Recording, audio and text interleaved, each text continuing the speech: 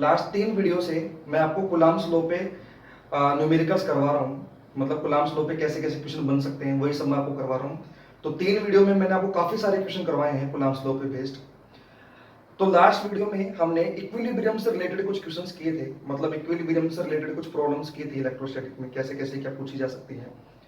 तो उन्हीं क्वेश्चंस को मैं थोड़ा सा और आगे लेके चल रहा हूँ। मतलब इक्विलिब्रियम से रिलेटेड क्वेश्चंस काफी सारे तो मैंने लास्ट वीडियो में करवा दिए थे, बट कुछ क्वेश्चंस और हैं जो इक्विलिब्रियम में बन सकते हैं, वही मैं आपको इस वीडियो में करवा रहा हूँ।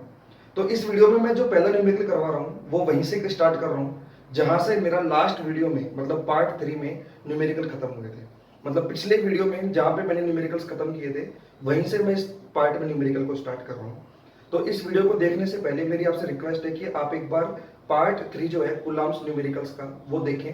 उसके बाद में अगर आप इस वीडियो को देखेंगे तो आपको ज्यादा अच्छे से समझ में आएगा, क्योंकि इस वीडियो में काफी सारे क्वेश्चंस में कॉन्सेप्ट्स वही काम आएंगे जो मैं लास्ट वीडियो में आपको बता चुका हूँ। ठीक है, तो चलिए ठीक है, स्टार्ट करते हैं आज का। तो आज का जो मेरा पहला क्वेश्चन है वो क्या है, आपको बोला गया है कि 2 पॉइंट चार्ज है जो ए और बी पॉइंट पे रखे हैं। दोनों के दोनों जो है वो पॉजिटिव हैं और दोनों के दोनों सेम मैग्नीट्यूड के हैं। मतलब ए और बी में 2 चार्ज रखे हैं, दोनों के दोनों सेम मैग्नीट्यूड के हैं, तो मैंने क्यू क्यू मान लिया है। दोनों पॉजिटिव है इसलिए मैंने यहाँ दोनों को प्लस माना है। और दोनों फिक्स चार्ज है, ठीक है, मतलब दोनों के दोनों मूव नहीं कर सकते, कोई एक्सटर्नल फोर्स लगा के इनको फिक्स कर रखा होगा।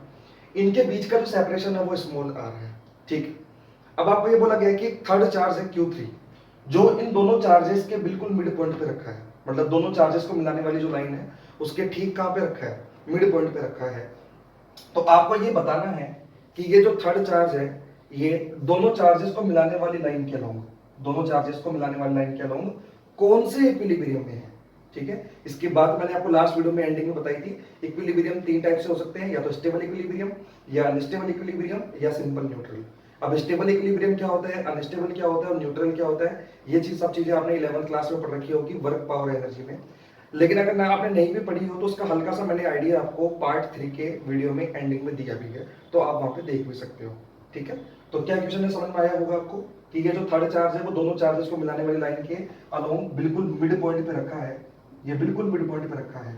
तो ये जो थर्ड चार्ज है वो दोनों चार्जेस को मिलाने वाली लाइन के अलोंग, मतलब इस लाइन के अलोंग कौन से इक्विलिब्रियम में है, stable equilibrium, unstable equilibrium, neutral, या फिर चौथा ऑप्शन ये है कि इक्विलिब्रियम में है ही नहीं। ठीक है, तो 4 ऑप्शन आपको समझ में आ रहे हैं। स्टेबल इक्विलिब्रियम में है ये मिड पॉइंट पे, अनस्टेबल इक्विलिब्रियम में है मिड पॉइंट पे, न्यूट्रल इक्विलिब्रियम में है मिड पॉइंट पे, या इक्विलिब्रियम में है ही नहीं। ठीक है, तो एक बार आप वीडियो को पॉज कीजिए और चेक कीजिए कि दोनों चार्जेस को मिलाने वाली लाइन के अलोंग ये कौन से इक्विलिब्रियम में है, फिर मैं आपको एक्सप्लेन करता हूँ। सो आई होप कि आपने वीडियो को पॉज करके सोचा होगा कि कौन से ये इक्विलिब्रियम में है या फिर इक्विलिब्रियम में है कि नहीं है। तो पहले तो सबसे पहले अपन यही चेक कर लेते हैं कि क्या ये इक्विलिब्रियम में है या नहीं है। तो अगर कोई भी बॉडी इक्विलिब्रियम में है तो नेट फोर्स और नेट टॉर्क उसी पे क्या होना चाहिए, 0 होना चाहिए। तो चलो चेक कर लेते हैं कि नेट फोर्स 0 है कि नहीं है इसके ऊपर। तो इस Q3 चार्ज पर एक तो ये वाला फोर्स चार्ज जो है वो फोर्स लगाएगा जो बी पॉइंट पे रखा है। अब बी पॉइंट पे जो चार्ज रखा है वो भी पॉजिटिव है, Q3 जो है वो भी पॉजिटिव है। तो बी पॉइंट पे जो चार्ज रखा है वो इस Q3 को क्या करेगा, रिपेल करेगा। रिपेल करेगा इसका मतलब ये जो चार्ज है वो इधर फोर्स लगाएगा। इसको मैं F3 भी नाम दे रहा हूँ। F3 भी मतलब force on 3 due to B. ठीक है, ऐसे जो चार्ज ए पॉइंट पे रखा है वो इस थर्ड चार्ज को रिपेल करेगा, क्योंकि ये भी पॉजिटिव है ये भी पॉजिटिव है, तो रिपेल करेगा तो ये इधर फोर्स लगाएगा। तो इस फोर्स को मैं नाम दे रहा हूँ F3A, मतलब फोर्स ऑन 3 ड्यू टू ए। अब देखो F3B और F3A की जो वैल्यू आएगी वो यहाँ पे सेम आएगी, आप इजीली चेक कर सकते हो। F3B जो आपका आएगा वो आएगा Q3 अपॉन R/2 का होल स्क्वायर। ऐसे ही F3A जो आएगा आपका वो भी यही आएगा Q3 अपॉन R/2 का होल स्क्वायर। आ रही बात समझ में? क्योंकि दोनों चार्जेस की वैल्यू बराबर है, दोनों चार्जेस की डिस्टेंस भी बराबर है, तो हम वैसे भी डायरेक्ट ही बोल सकते हैं कि दोनों चार्जेस की वजह से जो थर्ड चार्ज पे फोर्स लगेगा वो बराबर ही लगेगा। ठीक है, तो मतलब ये वाली वैल्यू और ये वाली वैल्यू जो आ रही है वो बराबर आ रही है और ये एक दूसरे के अपोजिट डायरेक्शन में है। इसका मतलब नेट फोर्स जो थर्ड चार्ज पे वो 0 है। दैट मींस ये थर्ड चार्ज जो वो इक्विलिब्रियम में तो है। तो लास्ट ऑप्शन तो मेरा कैंसिल हो गया। अब बात आती है कि कौन सा इक्विलिब्रियम, स्टेबल, अनस्टेबल या न्यूट्रल। तो वो अपन कैसे चेक करेंगे। तो लास्ट वीडियो में मैंने आपको बताया था कि इसको थोड़ा सा खिसका के चेक कर लो, मतलब इसको इसकी इक्विलिब्रियम पोजीशन से खिसका दो थोड़ा सा और चेक कर लो कि खिसकाने के बाद अगर ये वापस आ रहा है इसी पोजीशन पे तब तो स्टेबल है। खिसकाने के बाद अगर ये दूर ही चला जा रहा है, जैसे मान लो मैंने इसको थोड़ा सा राइट में खिसका दिया और राइट में खिसका के छोड़ दिया तो वापस आ गया तब तो स्टेबल है। अगर राइट में खिसका दिया मैंने इसको और ये खिसकाने के बाद राइट में भाग गया, मतलब वापस तो आया ही नहीं, उल्टा भाग ही गया, तो उसका मतलब है वो अनस्टेबल इक्विलिब्रियम में है। और अगर मैं इसको राइट में खिसका दूं थोड़ा सा, ठीक है, और खिसकाने के बाद छोड़ूं, तो जहां पे खिसकाया है ये वहीं पे रुक जाए, तो इसका मतलब न्यूट्रल है। बात समझ में आ रही है? तो चेक करते हैं खिसकाने पे क्या होगा। अच्छा, जरूरी नहीं है कि आप राइट में खिसकाओ, लेफ्ट में भी चेक कर सकते हो आप ये सब चीजें। तो जैसे मान लो मैं राइट में खिसका रहा हूं, सपोज करो मैं इसको खिसका के कुछ राइट में एक नई पॉइंट पे ले आया, सपोज करो मैं खिसका के इसको यहां पे ले आया, आ रही बात समझ में? तो अगर मैं इसको राइट में खिसका दूं, तो ये बी वाले चार्ज के ज्यादा पास में आ गया। अगर ये बी वाले चार्ज के ज्यादा पास में आ गया, इसका मतलब जो बी वाला जो चार्ज है वो उसको ज्यादा रिपेल करेगा, क्योंकि उसके ज्यादा पास में आ गया। ठीक है, तो अगर ये इस पॉइंट पे आ गया तो बी वाले का जो रिपल्शन लगेगा वो ज्यादा हो जाएगा, और ए वाले से डिस्टेंस बढ़ गई तो ए वाले का जो रिपल्शन लगेगा वो कम लगेगा। तो अगर मैं इस पॉइंट को थोड़ा सा नीचे शो करूं आपको, तो मतलब अगर इसको थोड़ा सा खिसका दिया जाए, तो बी वाला जो चार्ज है वो कहां पे फोर्स लगा रहा था, वो तो इधर फोर्स लगा रहा था F3B, और ये वाला जो चार्ज है वो कहां पे फोर्स लगा रहा था, वो इधर लगा रहा था F3A। लेकिन यहाँ पे इस वाले चार्ज की जो वैल्यू है वो कैसी हो गई आपकी, डिक्रीज हो गई।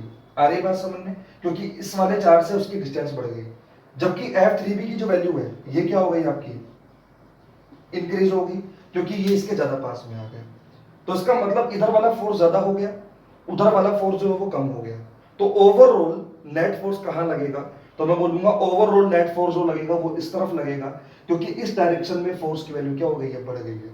तो अगर मैं इसको इधर खिसका रहा हूं और जब मैं छोड़ रहा हूं तो इधर फोर्स ज्यादा लग रहा है, इसका मतलब ये वापस से कहां पे आएगा, छोड़ते ही वापस से इसी तरफ आएगा, मतलब वापस से ये मिड पॉइंट पे आने की कोशिश करेगा, क्योंकि मिड पॉइंट पे नेट फोर्स 0 है। तो इसका मतलब जैसे मैंने इसको खिसकाया ये वापस इधर से इधर आ रहा है, तो ये वापस अपनी इक्विलिब्रियम पोजीशन में आ रहा है, इसका मतलब ये कौन सा इक्विलिब्रियम में है। तो मैं सिंपल सी बात है, मैं इसको बोलूंगा दोनों चार्जेस को मिलाने वाली लाइन के अलोंग ये आपका स्टेबल इक्विलिब्रियम में है। आ रही बात समझ में? तो चलो ठीक है, तो आई होप कि आपको समझ में आया होगा। इस क्वेश्चन को एक्सप्लेन करने में मैंने थोड़ा सा ज्यादा टाइम भी लिया है, क्योंकि ऐसे क्वेश्चन आज मैं और भी काफी सारे करवाने वाला हूँ इस वीडियो में। तो आई होप कि आपको अच्छे से क्लियर हुआ होगा। अब ऐसा ही एक क्वेश्चन जो है मैं आपको करने के लिए दे रहा हूँ, उसके बारे में सोचिएगा कि वो कौन से इक्विलिब्रियम में है। तो देखिए नेक्स्ट क्वेश्चन क्या है आपका।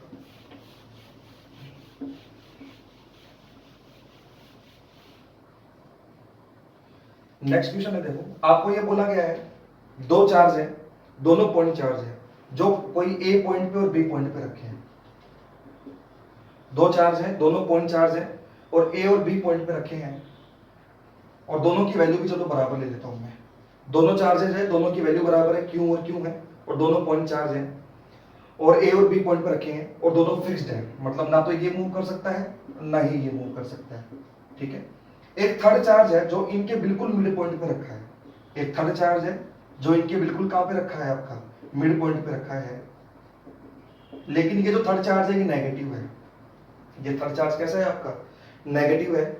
तो आपको चार ऑप्शन दिए हुए हैं, चारों ऑप्शन में इसके बारे में आपको अच्छे से सोचना है, और फिर आपको बताना है इन चारों ऑप्शंस में कौन कौन से ऑप्शन सही हैं। मल्टीपल चॉइस है, मतलब multiple options can be correct, एक से ज्यादा ऑप्शन ठीक हो सकते हैं।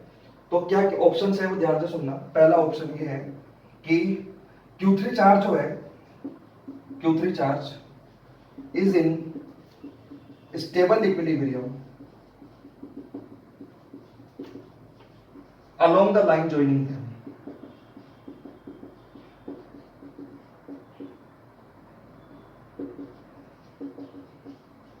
मतलब दोनों चार्जेस को मिलाने वाली लाइन के अलोंग जो ये Q3 चार्ज है वो आपका किस में है, स्टेबल इक्विलिब्रियम में है।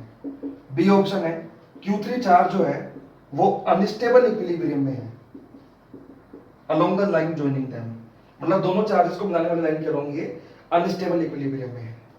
थर्ड ऑप्शन क्या है, Q3 charge can execute SHM along the line joining them।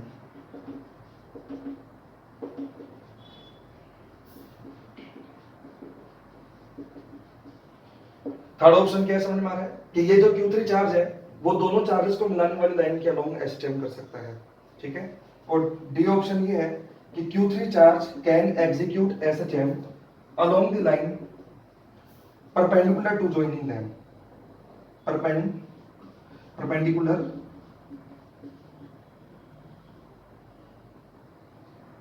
along the line perpendicular to the joining them। तो लास्ट ऑप्शन क्या है समझ में आ रहा है?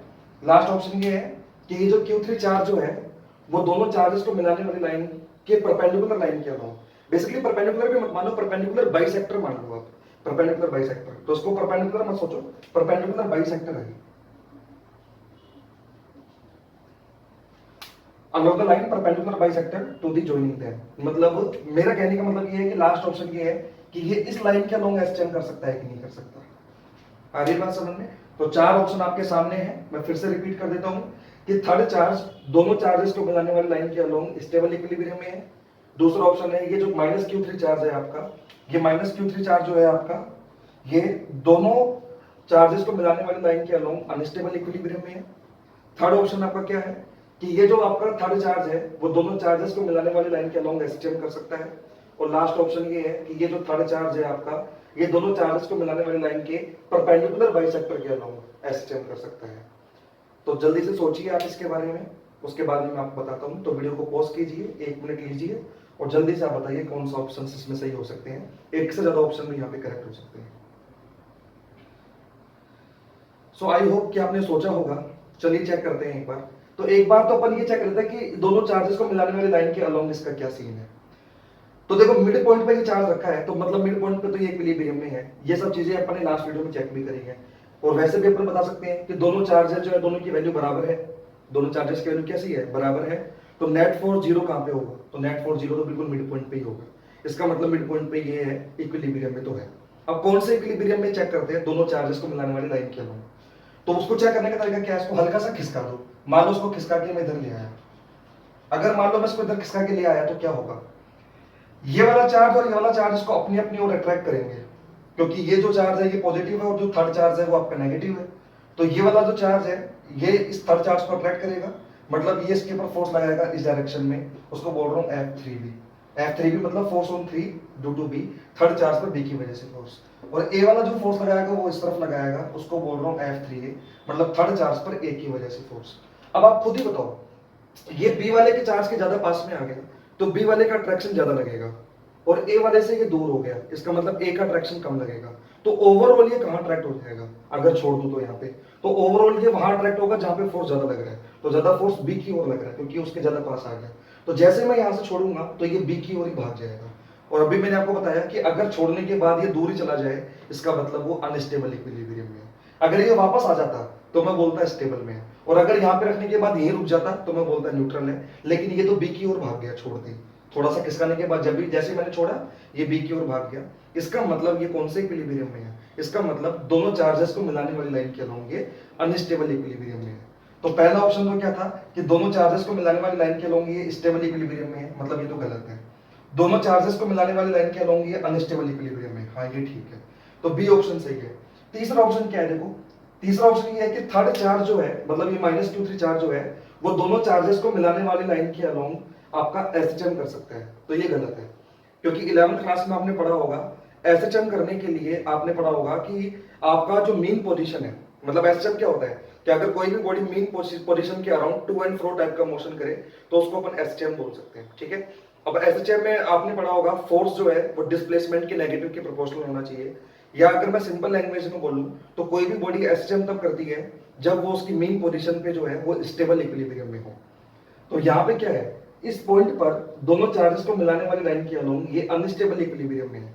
तो अगर ये इस लाइन के अलोंग अनस्टेबल इक्विलिब्रियम में है तो एसएचएम कर ही नहीं सकते, क्योंकि एसएचएम करने के लिए इसको स्टेबल इक्विलिब्रियम में होना पड़ेगा, जो कि यहाँ पे है नहीं। इसका मतलब थर्ड ऑप्शन गलत है।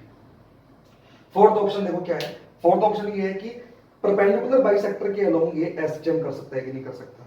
तो अगर परपेंडिकुलर बाइसेक्टर के अलोंग एसएचएम करना पड़ेगा तो परपेंडिकुलर बाइसेक्टर के अलोंग इसको स्टेबल इक्विलिब्रियम में होना पड़ेगा। तो चेक कर लेते हैं कि परपेंडिकुलर बाइसेक्टर के अलोंग ये स्टेबल इक्विलिब्रियम में है या नहीं है। अगर स्टेबल इक्विलिब्रियम में हुआ तो एसएचएम करेगा।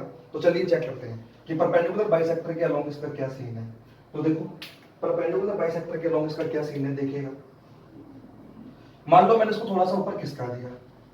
अगर मैंने इसको थोड़ा सा ऊपर खिसका दिया Q3 को, माइनस का Q3 है, तो ये जो A चार्ज है ये इसको इधर अट्रैक्ट करेगा, ये जो B चार्ज है वो इसको इधर अट्रैक्ट करेगा, ठीक है। दोनों के दोनों चार्जेस बराबर बराबर फोर्स लगाएंगे, क्योंकि इससे जितनी डिस्टेंस पे उतनी ही डिस्टेंस पे इससे है। बात समझ में आ रही है, क्या कहना चाह रहा हूँ? तो ये इसको इधर अट्रैक्ट कर रहा है, ये इधर अट्रैक्ट कर रहा है, दोनों के दोनों बराबर फोर्स अट्रैक्ट कर रहे हैं। तो जो नेट फोर्स लगेगा वो हम सिंपल बोल सकते हैं कि जो नेट फोर्स लगेगा वो बिल्कुल आपका बीच में आ जाएगा। बात समझ में आ रही है, क्योंकि दोनों चार्जेस बराबर बराबर फोर्स लगा रहे हैं। तो ए इधर अट्रैक्ट कर रहा है, बी इधर अट्रैक्ट कर रहे हैं, दोनों बराबर बराबर फोर्स से अट्रैक्ट कर रहे हैं, क्योंकि दोनों चार्ज की वैल्यू बराबर है, दोनों चार्ज की डिस्टेंस भी बराबर है। तो जो नेट फोर्स आएगा वो बिल्कुल बीच में आ जाएगा। तो अगर मैं इसको थोड़ा सा ऊपर खिसका के छोड़ूं तो ये वापस से कहां आ रहा है, वापस से वहीं पे आने की कोशिश कर रहा है, मतलब वापस से अपनी इक्विलिब्रियम पोजीशन पे आने की कोशिश कर रहा है। इसका मतलब वाई एक्सिस के अलोंग या परपेंडिकुलर बाइसेक्टर के अलोंग ये स्टेबल इक्विलिब्रियम में है। अगर ये परपेंडिकुलर बाइसेक्टर के अलोंग स्टेबल इक्विलिब्रियम में है, इसका मतलब ये एसटीएम भी कर सकता है। तो मतलब आपका डी ऑप्शन भी करेक्ट है यहाँ पे। तो यहाँ पे दो ऑप्शन करेक्ट है आपके, बी भी करेक्ट है और डी भी करेक्ट है।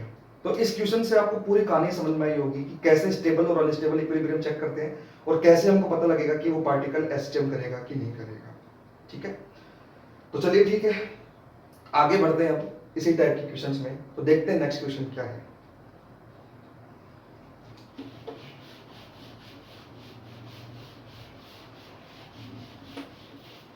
तो अब देखो नेक्स्ट क्वेश्चन क्या है अपना। नेक्स्ट क्वेश्चन में हमको ये बोला गया है कि दो पॉइंट चार्जेस हैं, दोनों पॉजिटिव चार्ज हैं और दोनों का मैग्नीट्यूड इक्वल है और दोनों के दोनों फिक्स्ड है। मतलब एक मान लो ए पॉइंट पे चार्ज रखा है, थोड़ा सा पीछे कर दो चार्जेस हैं, एक तो मान लो ए पॉइंट पे रखा है, एक मान लो बी पॉइंट पे रखा है और दोनों के बीच का जो सेपरेशन है वो स्मॉल आर है। ठीक है, और दोनों के दोनों जो है वो इक्वल मैग्नीट्यूड के हैं और दोनों पॉजिटिव हैं। ठीक है, तो दो पॉजिटिव चार्ज है, इक्वल मैग्नीट्यूड के हैं, दोनों एक दूसरे से आर डिस्टेंस पे रखे हैं और दोनों के दोनों फिक्स्ड है, मतलब दोनों के दोनों फिक्स्ड है, ये भी फिक्स्ड है और ये भी फिक्स्ड है। अब एक थर्ड चार्ज है, वो थर्ड चार्ज भी पॉजिटिव है, एक थर्ड चार्ज है वो भी कैसे है आपका पॉजिटिव है और वो इन दोनों के मिड पॉइंट पे रखा है। तो मान लो थर्ड चार्ज वो यहाँ पे रखा है मिड पॉइंट पे, उसको सी नाम दे देता हूँ मिड पॉइंट को, और थर्ड चार्ज को क्यू डैश नाम दे देता हूँ। तो ये जो सी पॉइंट है वो कैसा पॉइंट है आपका, मिड पॉइंट है। आ रही बात समझ में? तो एक थर्ड चार्ज है जो सी पॉइंट पे रखा है और ये सी पॉइंट जो है वो मिड पॉइंट है और थर्ड चार्ज जो है वो पॉजिटिव है और वो क्यू डैश है। ठीक है, तो सबसे पहले तो आप ये चेक करो कि दोनों चार्जेस को मिलाने वाली लाइन के अलोंग ये कौन से इक्विलिब्रियम में है।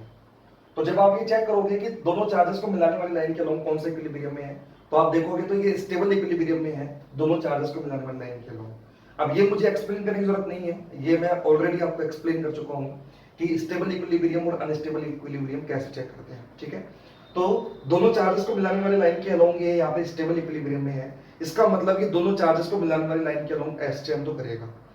अगर ये दोनों चार्जेस को मिलाने वाले लाइन के अलोंग एसटीएम करेगा तो उसका कुछ ना कुछ टाइम पीरियड भी आएगा, और वही मैं इस क्वेश्चन में आपसे पूछ रहा हूं।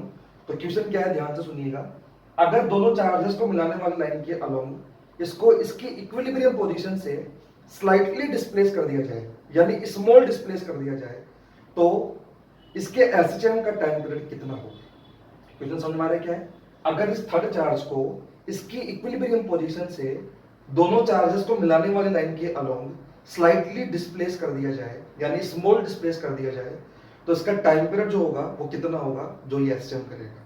ठीक है, तो अगर आपको 11th में अगर आपने एसटीएम को ढंग से पढ़ रखा है तो आपको इसकी स्टेप्स पता होंगी कि कैसे हम जो है वो टाइम पीरियड निकालते हैं। अगर आपने पढ़ नहीं रखा है तो मैं हल्का सा आइडिया आपको दे देता हूँ कि टाइम पीरियड हम कैसे निकालते हैं। टाइम पीरियड हम ऐसे निकालते हैं कि कोई भी पार्टिकल का टाइम पीरियड अगर आपको निकालना है तो उसको उसकी मीन पोजीशन से थोड़ा सा खिसका दो, और मीन पोजीशन से थोड़ा सा खिसकाने के बाद उस पर नेट रीस्टोरिंग फोर्स चेक कर लो। रीस्टोरिंग फोर्स का मतलब यह है कि कितने फोर्स से वो वापस से आने की कोशिश कर रहा है मेन पोजीशन पे।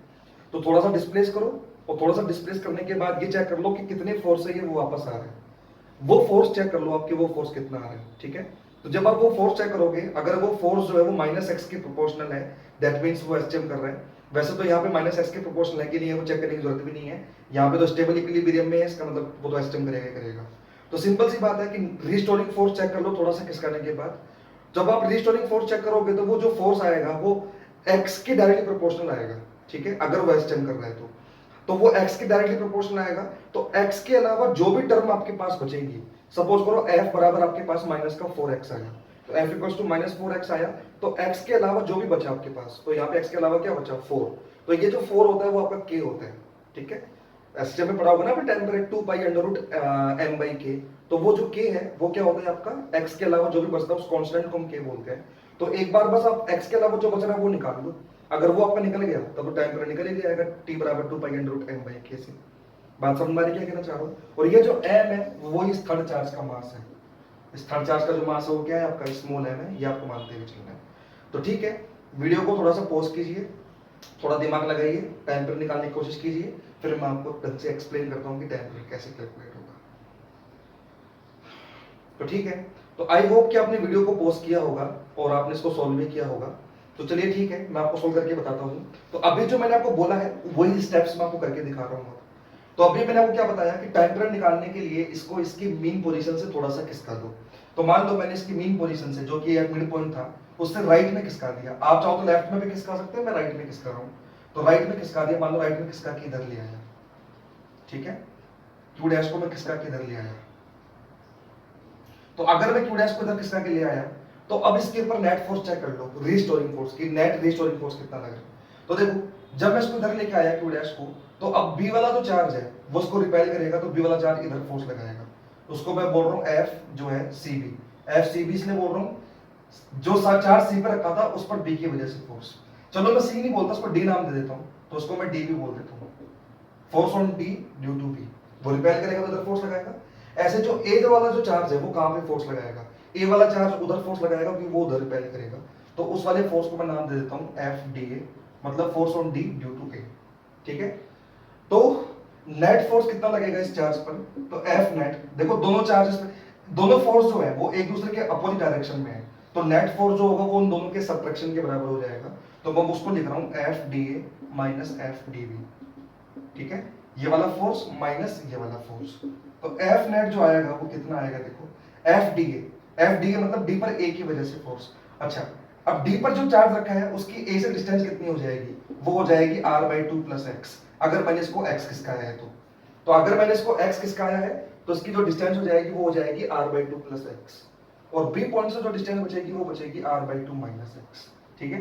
तो एफ डी ए की वैल्यू क्या होगी, तो एफ डी ए की वैल्यू होगी K Q Q dash upon R by two plus X का whole square minus F D B, मतलब डी पर बी की वजह से फोर्स, वो आएगा K Q Q dash upon R by two minus X का होल स्क्वायर। ये आपका नेट फोर्स हो गया। थोड़ा सा सिंप्लीफाई कर रहा हूं मैं यहाँ पे इसको। तो देखो एफ नेट क्या लिखूंगा मैं यहाँ पे, एफ नेट लिखा जाएगा K Q Q dash common ले लेता हूँ, के क्यू क्यू डैश कॉमन ले लेता हूँ, यहाँ पे एलसीएम आएगा कुछ, वो आएगा R by two plus X का whole square into R by two minus X का होल स्क्वायर। तो R by two plus X का whole square into R by two minus X का होल स्क्वायर, ये एलसीएम आएगा। और ऊपर क्या होगा, इधर तो आ जाएगा ऊपर R by two minus X का whole square minus R by two plus X का होल स्क्वायर, ये वाली जो टर्म है वो आपकी इधर आ जाएगी, ठीक है। यहाँ पे सिंपल बस मैं कैलकुलेशन कर रहा हूँ, ज्यादा कुछ दिमाग लगाने की जरूरत नहीं है। यहाँ पे मैंने एलसीएम लिया है, एलसीएम लेने के बाद थोड़ा सा उसको बस वहां पे लिखा है, ये वाली टर्म ऊपर आ जाएगी, ये वाली टर्म उधर आ जाएगी, ठीक है। तो कैलकुलेशन तो खैर आपको आनी चाहिए। देखो तो एफ नेट कितना हो जाएगा, देखो के क्यू क्यू डैश, जब आप इसको ओपन करोगे A square plus B square minus two A B, और यहाँ पे ओपन करोगे आप A square plus B square plus two A B. तो जब आप ओपन करोगे इसको, तो ओपन करने के बाद मैं फाइनल लिख रहा हूँ, कुछ कट जाएगा यहाँ पे, कट कटा के जब लास्ट में जो बचेगा आपके पास वो बचेगा माइनस का टू आर एक्स ऊपर। आ रही बात समझ में, आप सोल्व करना, ऊपर वाले में जो बचेगा वो सिर्फ लास्ट में माइनस का टू आर एक्स बच जाएगा, और नीचे देखो क्या हो जाएगा, ये है A plus B into A minus B. अब A plus B into A minus B आपने बचपन में पढ़ रखा है, वो होता है A square minus B square, यानी आर बाई टू का स्क्वायर, यानी R square by four minus X square का होल स्क्वायर। का होल स्क्वायर इसलिए बोल रहा हूँ क्योंकि यहाँ पे ए प्लस बी और ए माइनस बी तो है, लेकिन ऊपर स्क्वायर भी है, तो यहाँ पे भी फिर ए स्क्वायर माइनस बी स्क्वायर का होल स्क्वायर बनेगा, ठीक है। तो ये हमारे पास आ गया फाइनली। अब ध्यान से देखो, तो हमको बोला क्या गया था, हमको ये बोला गया था इसको स्लाइटली डिस्प्लेस किया गया है। अगर स्लाइटली डिस्प्लेस किया गया है तो उसका मतलब x जो है वो r के कंपैरिजन में स्मॉल है। तो अगर x r के कंपैरिजन में स्मॉल है तो इस x स्क्वायर को मैं लगभग क्या मान सकता हूँ, जीरो मान सकता हूँ। तो जो f नेट मेरे पास बचेगा वो बचेगा, यहाँ पे माइनस बाहर ले रहा हूँ, माइनस का 2k Q Q dash r into x divided by, नीचे बचेगा r स्क्वायर बाई 4 का होल स्क्वायर, यानी r की पावर 4 अपॉन 16, ठीक है। इसको थोड़ा सा सिंप्लीफाई करूंगा तो f नेट जो मेरे पास बचेगा वो बचेगा माइनस का 32 K Q Q dash X upon R cube. 16 ऊपर चला गया तो 32 बन गया 2 के साथ मिलके, और एक आर जो है वो यहाँ से कट गया, तो नीचे सिर्फ क्या बचा आपके पास आर क्यू। अब देखो मैंने आपको बताया था कि x के अलावा जो भी टर्म आपके पास बची है, x के अलावा जो भी टर्म आपके पास बची है उसको हम क्या बोल देंगे, k बोल देंगे। अच्छा जो मैं k की बात कर रहा हूँ वो अलग है भाई, वो टाइम पीरियड वाला k है, 2 pi under root m by k वाला k है। कोई ये ना सोचे कि ये k तो पहले से आ गया, बेसिकली ये जो k है ये तो इलेक्ट्रोस्टैटिक कांस्टेंट है। मैं टाइम पीरियड की बात कर रहा हूँ, x के अलावा जो भी बचता है उसको हम कांस्टेंट बोलते हैं। आ रही बात समझ में? उस कांस्टेंट को हम k नाम दे देते हैं। तो टाइम पीरियड का जो फॉर्मूला होता है वो होता है 2 pi under root m by k, आपने 11th क्लास में पढ़ा होगा। तो यहाँ पे जो फाइनल टाइम पीरियड आएगा उसके लिए मैं यहाँ पे एक बार इसको रफ कर रहा हूँ, तो मैं इसको एक बार रफ कर देता हूँ। तो जो फाइनल टाइम पीरियड मेरा निकल के आएगा वो देखो क्या निकल के आएगा, t equals to 2 pi under root m upon k क्या है, पूरा कांस्टेंट जो x के अलावा बचा है वो बचा है 32 k Q Q dash upon R cube, वो आर क्यूब आपको ऊपर चला जाएगा। तो ये मेरा फाइनल आंसर होगा। ठीक है, आप चाहो तो उसको थोड़ा सा और सिंप्लीफाई कर सकते हो, 32 को अंडर रूट से बाहर निकाल सकते हो, 4 रूट 2 बन जाएगा वो आपका, उससे वो 2 से 2 कट भी जाएगा, और चाहो तो k की वैल्यू भी डाल सकते हो 9 इंटू 10 टू पावर 9। आंसर कहाँ छोड़ना है वो आपको ऑप्शन से आइडिया लगेगा, मैं आपको आंसर जो वो यहीं पे छोड़ रहा हूँ। बस मैं इस क्वेश्चन से आपको ये समझाना चाह रहा था कि टाइम पीरियड हम कैसे कैलकुलेट करते हैं। तो आई होप कि आपको समझ में आया होगा कि टाइम पीरियड कैसे कैलकुलेट किया जाता है। तो ठीक है, मैं एक क्वेश्चन और दे देता हूँ आपको टाइम पीरियड कैलकुलेट करने का, फिर हम आगे बढ़ेंगे। तो चलिए ठीक है, चलते हैं आगे। अगर किसी को नोट करना है तो आप इसको वीडियो को पॉज करके नोट कर सकते हो, अदरवाइज आप स्क्रीनशॉट भी ले सकते हो। मैं रफ कर रहा हूँ और आगे बढ़ रहा हूँ।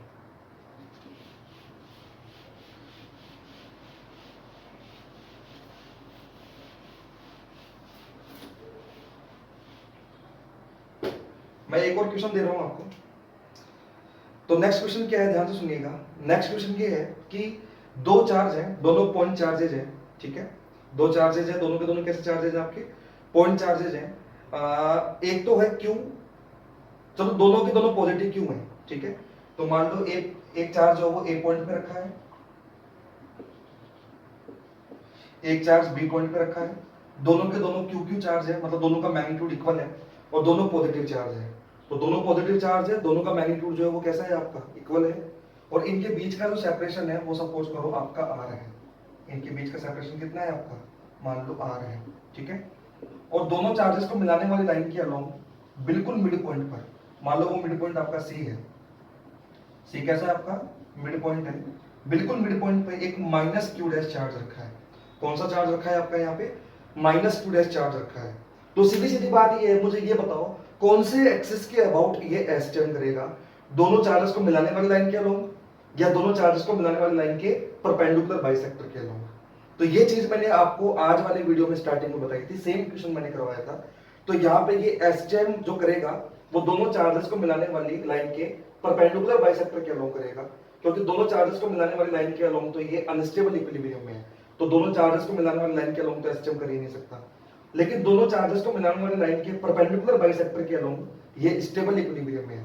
तो इसलिए परपेंडिकुलर बाइसेक्टर के अलोंग ये क्या करेगा, यहाँ पे एसटीएम करेगा। ये सब चीजें मैंने आपको आज ही वीडियो में बताई है, तो वो मैं आपको अभी डिस्कस नहीं कर रहा।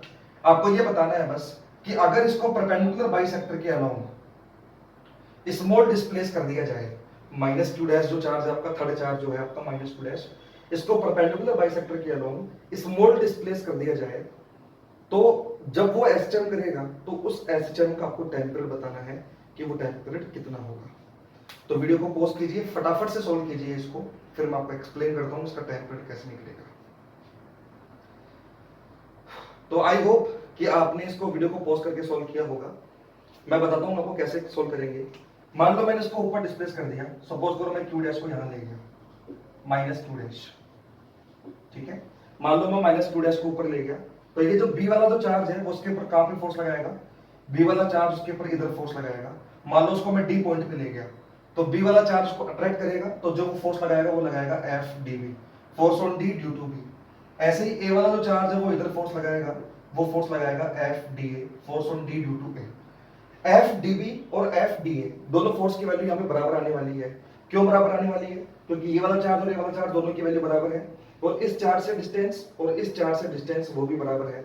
तो यहाँ पे एफ डी बी की वैल्यू और एफ डी ए की जो वैल्यू आने वाली है वो इक्वली आने वाली है। और वो वैल्यू कितनी आएगी वो भी हम कैलकुलेट कर सकते हैं। मैंने मान लिया इसको x डिस्प्लेस किया और ये मिड पॉइंट था, तो ये डिस्टेंस कितनी हो जाएगी r/2। अगर ये डिस्टेंस r/2 है, ये डिस्टेंस x है, तो ये जो आपका हाइपोटेनियस है वो आप इजीली कैलकुलेट कर सकते हो। ये जो आपका हाइपोटेनियस आएगा वो मैं इधर लिख देता हूं, ये आपका हाइपोटेनियस आएगा √x² + r²/4, perpendicular square plus base square, ये आपका हाइपोटेनियस बन जाएगा। तो FDB की वैल्यू और FDA की वैल्यू बराबर आने वाली है, तो एक काम करता हूं मैं FDB को F ही मान लेता हूं और FDA को भी मैं F ही मान लेता हूं। बात समझ में आ रही है, कहना चाह रहा हूं। अच्छा, अगर इस एंगल को मैं थीटा मान लूं तो ये वाला एंगल भी क्या हो जाएगा आपका थीटा, क्योंकि ये वाली साइड और ये वाली साइड बराबर है, तो ये आइसोस्केलिस ट्रायंगल हो गया। तो अगर ये एंगल थीटा है तो ये एंगल भी क्या हो जाएगा आपका थीटा हो जाएगा। बात समझ में आ रही है।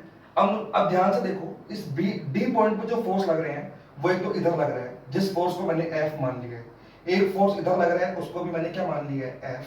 तो अगर मैं इसको कंपोनेंट्स में रिजोल्व करूं तो देखो क्या होगा कंपोनेंट, अगर ये एंगल थीटा है तो ये एंगल भी कितना होगा थीटा, और ये एंगल भी यहां से भी कितना होगा थीटा। बात समझ में आ रही है क्या कहना चाह रहा हूं। ये अगर ये एंगल मैंने थीटा माना है तो ये थीटा होगा क्योंकि अल्टरनेट एंगल है, ये भी थीटा है तो ये वाला एंगल भी कितना होगा थीटा। तो जब इस F के कंपोनेंट लोगे तो ये वाला कंपोनेंट तो आएगा F cos थीटा, और नीचे जो कंपोनेंट आएगा वो आएगा F sin थीटा। ऐसे ही इस फोर्स का जब आप कंपोनेंट लोगे तो इधर तो आएगा F cos थीटा और नीचे जो आएगा आपका वो F sin थीटा ही आ जाएगा। मतलब जब दोनों के आप कंपोनेंट लोगे तो F sin थीटा वाले कंपोनेंट तो यहाँ पे नीचे आएंगे और F cos थीटा वाले जो कंपोनेंट है वो हॉरिजॉन्टल में आएंगे। आ रही बात समझ में। तो ये जो आपका एक हॉरिजॉन्टल कंपोनेंट है, यानी एक F cos थीटा तो इधर लग रहा है और एक F cos थीटा इधर लग रहा है, तो वो दोनों तो आपके कैंसिल आउट हो जाएंगे। सिर्फ जो फोर्स लग रहे हैं आपके वो लग रहे हैं नीचे की तरफ, वो लग जाएंगे 2F sin थीटा, क्योंकि दोनों का F sin थीटा वाला कंपोनेंट नीचे है। तो इसका मतलब जो नेट फोर्स लग रहा है नीचे की तरफ वो लग रहा है 2F sin थीटा, और वो जो नीचे फोर्स लग रहा है वही इसको रिस्टोर कर रहा है, वही फोर्स इसको दोबारा से सी की ओर लेके जा रहा है। तो इसका मतलब रिस्टोरिंग फोर्स जो हो गया यहाँ पे F रिस्टोरिंग फोर्स या नेट फोर्स भी बोल सकते हो, वो आ गया आपके पास 2F sin थीटा। इसके आगे मैं नेगेटिव इसलिए लगा रहा हूं क्योंकि ये इसको दोबारा से रिस्टोर कर रहा है, नीचे की ओर लेके आ रहा है, इसलिए मैं यहाँ पे नेगेटिव साइन लगा रहा हूं। तो जो रिस्टोरिंग फोर्स हो गया वो कितना हो गया आपके पास माइनस का 2F sin थीटा। तो आई होप कि आपको समझ में आया होगा कि ये मैंने कैसे क्या किया है। अब देखो F की वैल्यू तो कितनी है, तो F रिस्टोरिंग फोर्स कितना हो जाएगा माइनस का 2F, F कितना हो जाएगा KQ1Q2 अपॉन R स्क्वायर, यानी KQ dash upon R square. R square मतलब इस डिस्टेंस का स्क्वायर, और ये डिस्टेंस कितनी है मेरी √x² + r²/4। तो इसका स्क्वायर करूंगा तो वो अंडर हट जाएगा, तो क्या बचेगा x² + r²/4 into sin theta. सो समझ में आया कैसे किया ये। अब यहाँ पे मैं sin थीटा की वैल्यू रखना चाह रहा हूँ, तो sin थीटा बराबर क्या होता है आपके पास, sin थीटा बराबर होता है परपेंडिकुलर अपॉन हाइपोटेनियस। तो यहाँ पे परपेंडिकुलर कितना है, तो परपेंडिकुलर तो है x और हाइपोटेनियस क्या है, ये वाली साइड, वो है √x² + r²/4।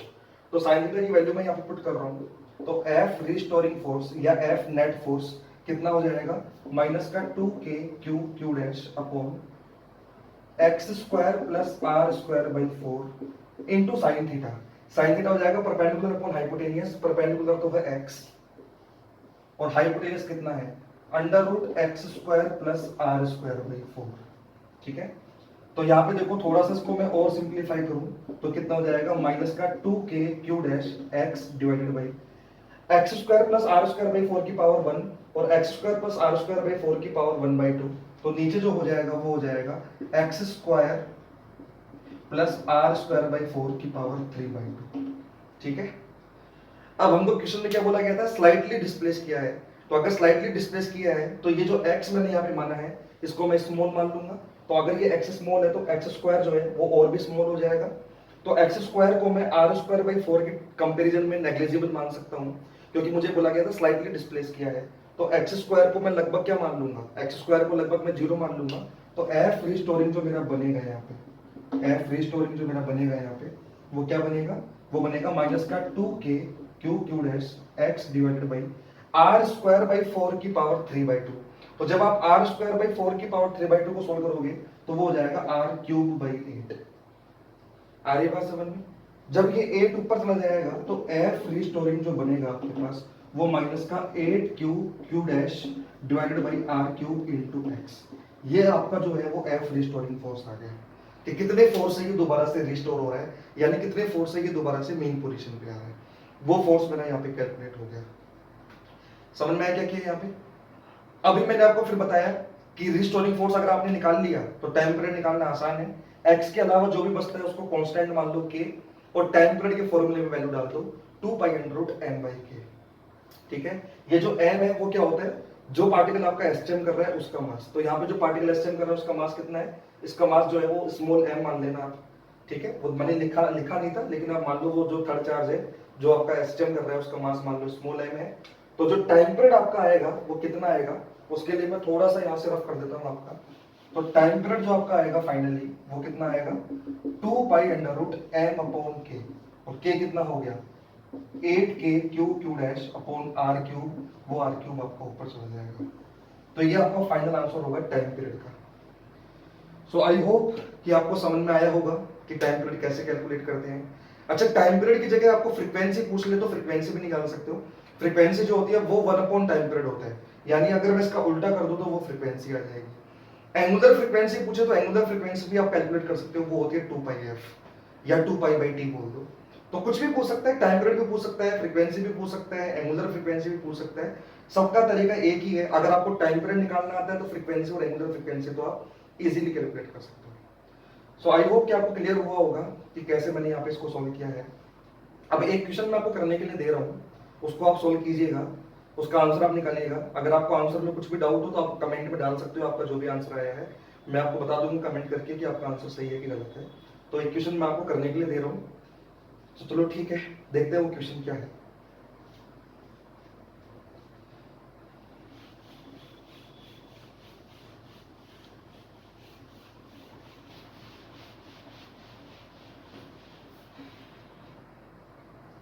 तो देखो, जो मैं आपको करने के लिए क्वेश्चन दे रहा हूँ वो ये है कि मेरे पास दो चार्ज हैं, एक तो है Q और एक है 4Q।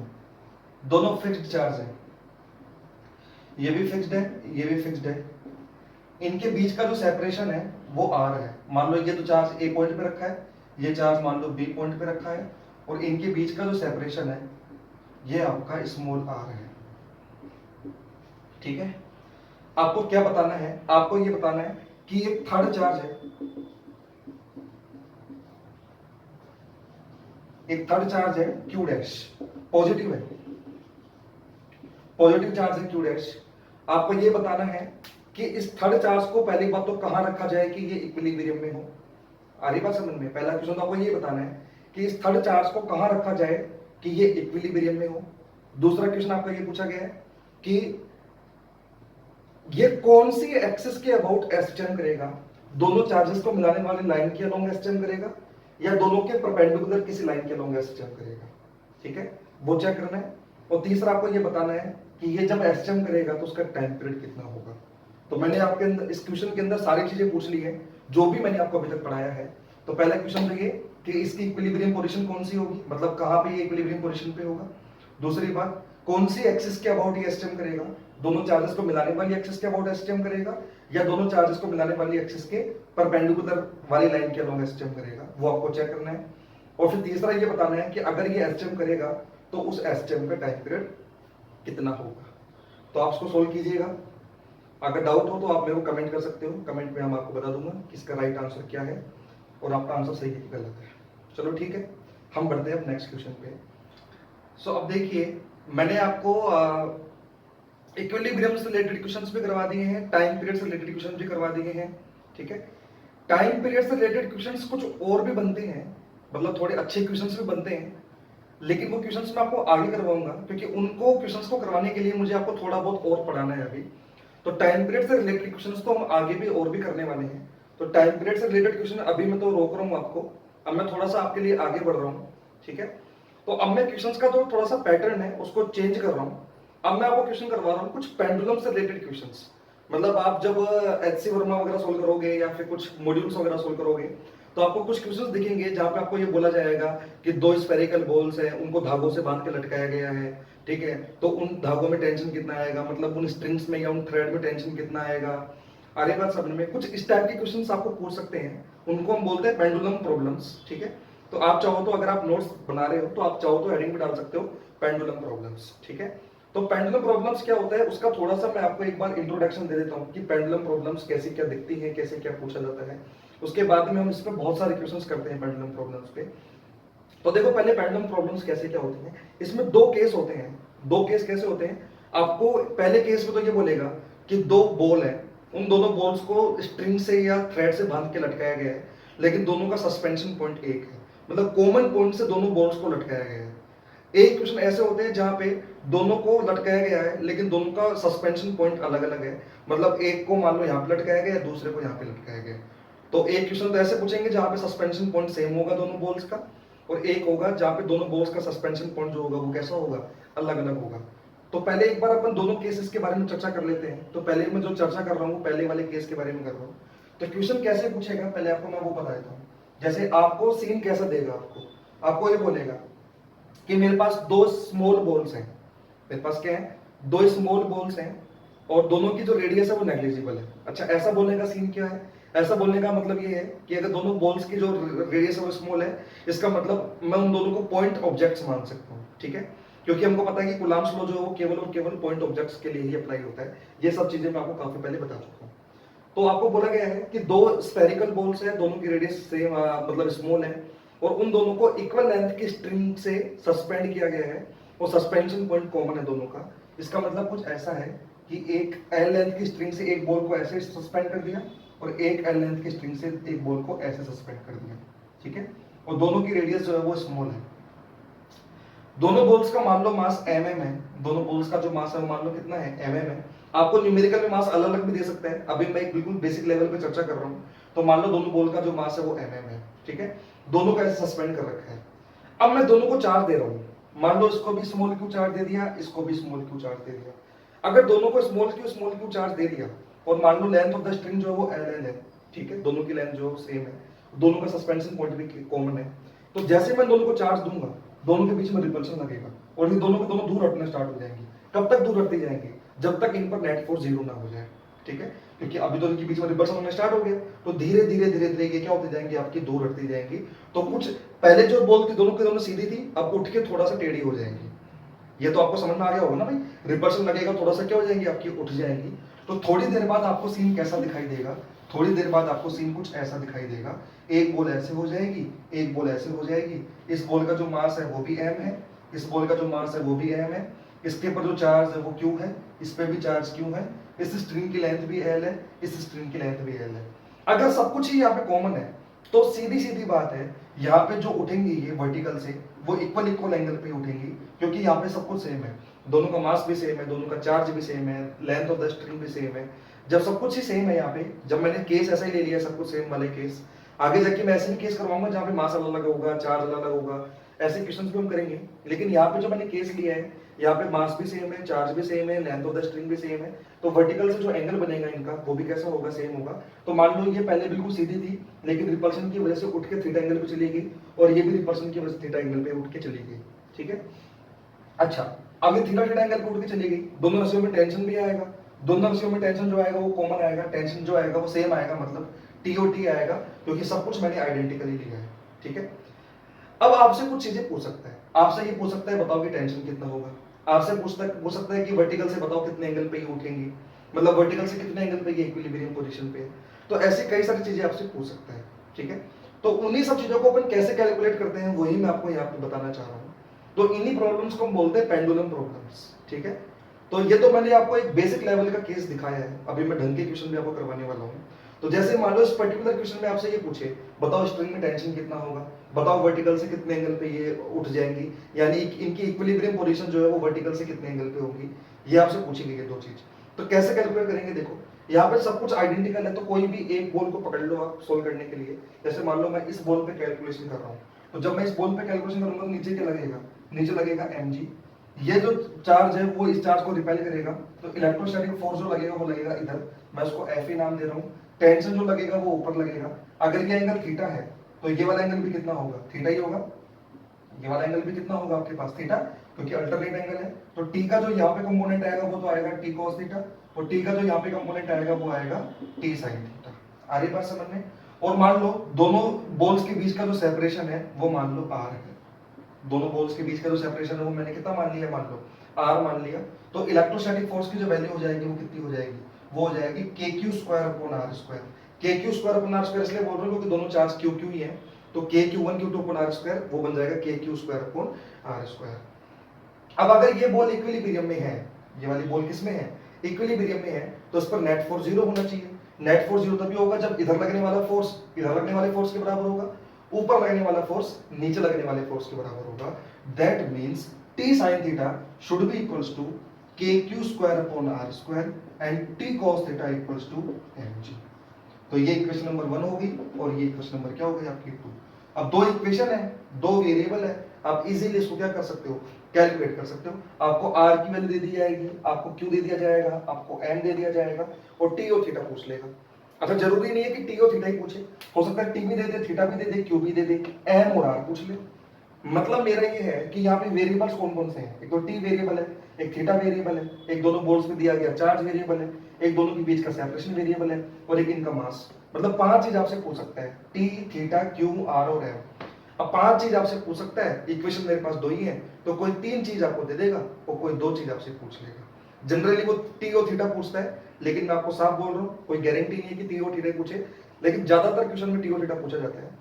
मतलब मोटा मोटा आप तो ये याद रखो कि आपको 3 चीज दे देगा, 2 चीज आपको पूछ लेगा, क्योंकि यहाँ पे 3 चीज वेरिएबल है और 2 आपको कैसे हैं, मतलब 5 वेरिएबल है, सॉरी 5 वेरिएबल है, 3 चीज देके आपको 2 चीज पूछी जा सकती है, क्योंकि इक्वेशन मेरे पास 2 ही है। बात समझ में आई है।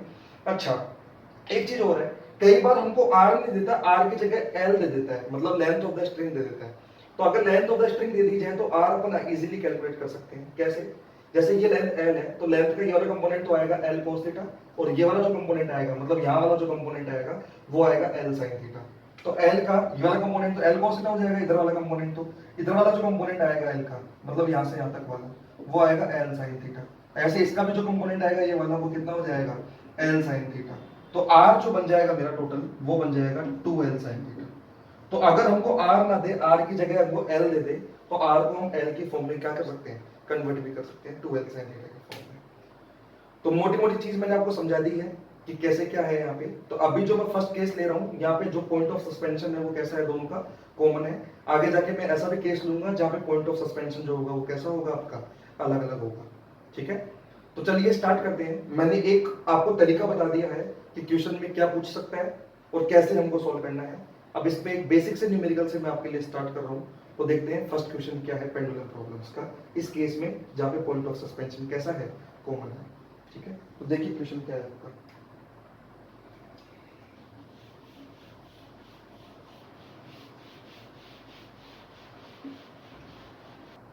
तो अब देखिए नेक्स्ट क्वेश्चन क्या है मेरा।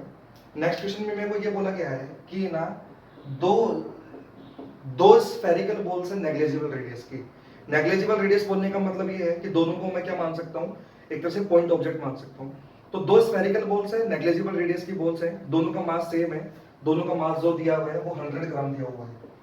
दोनों का मास कितना दिया हुआ है, 100 ग्राम, और दोनों को बराबर बराबर चार्ज दिया है, लेट्स से 10 माइक्रोग्राम। दोनों का मास बराबर दिया है, दोनों पे चार्ज बराबर दिया है, 10 ग्राम जो है, सॉरी 10 माइक्रोग्राम जो है वो चार्ज है, और 100 ग्राम जो दिया गया है दोनों पर मास दिया गया है।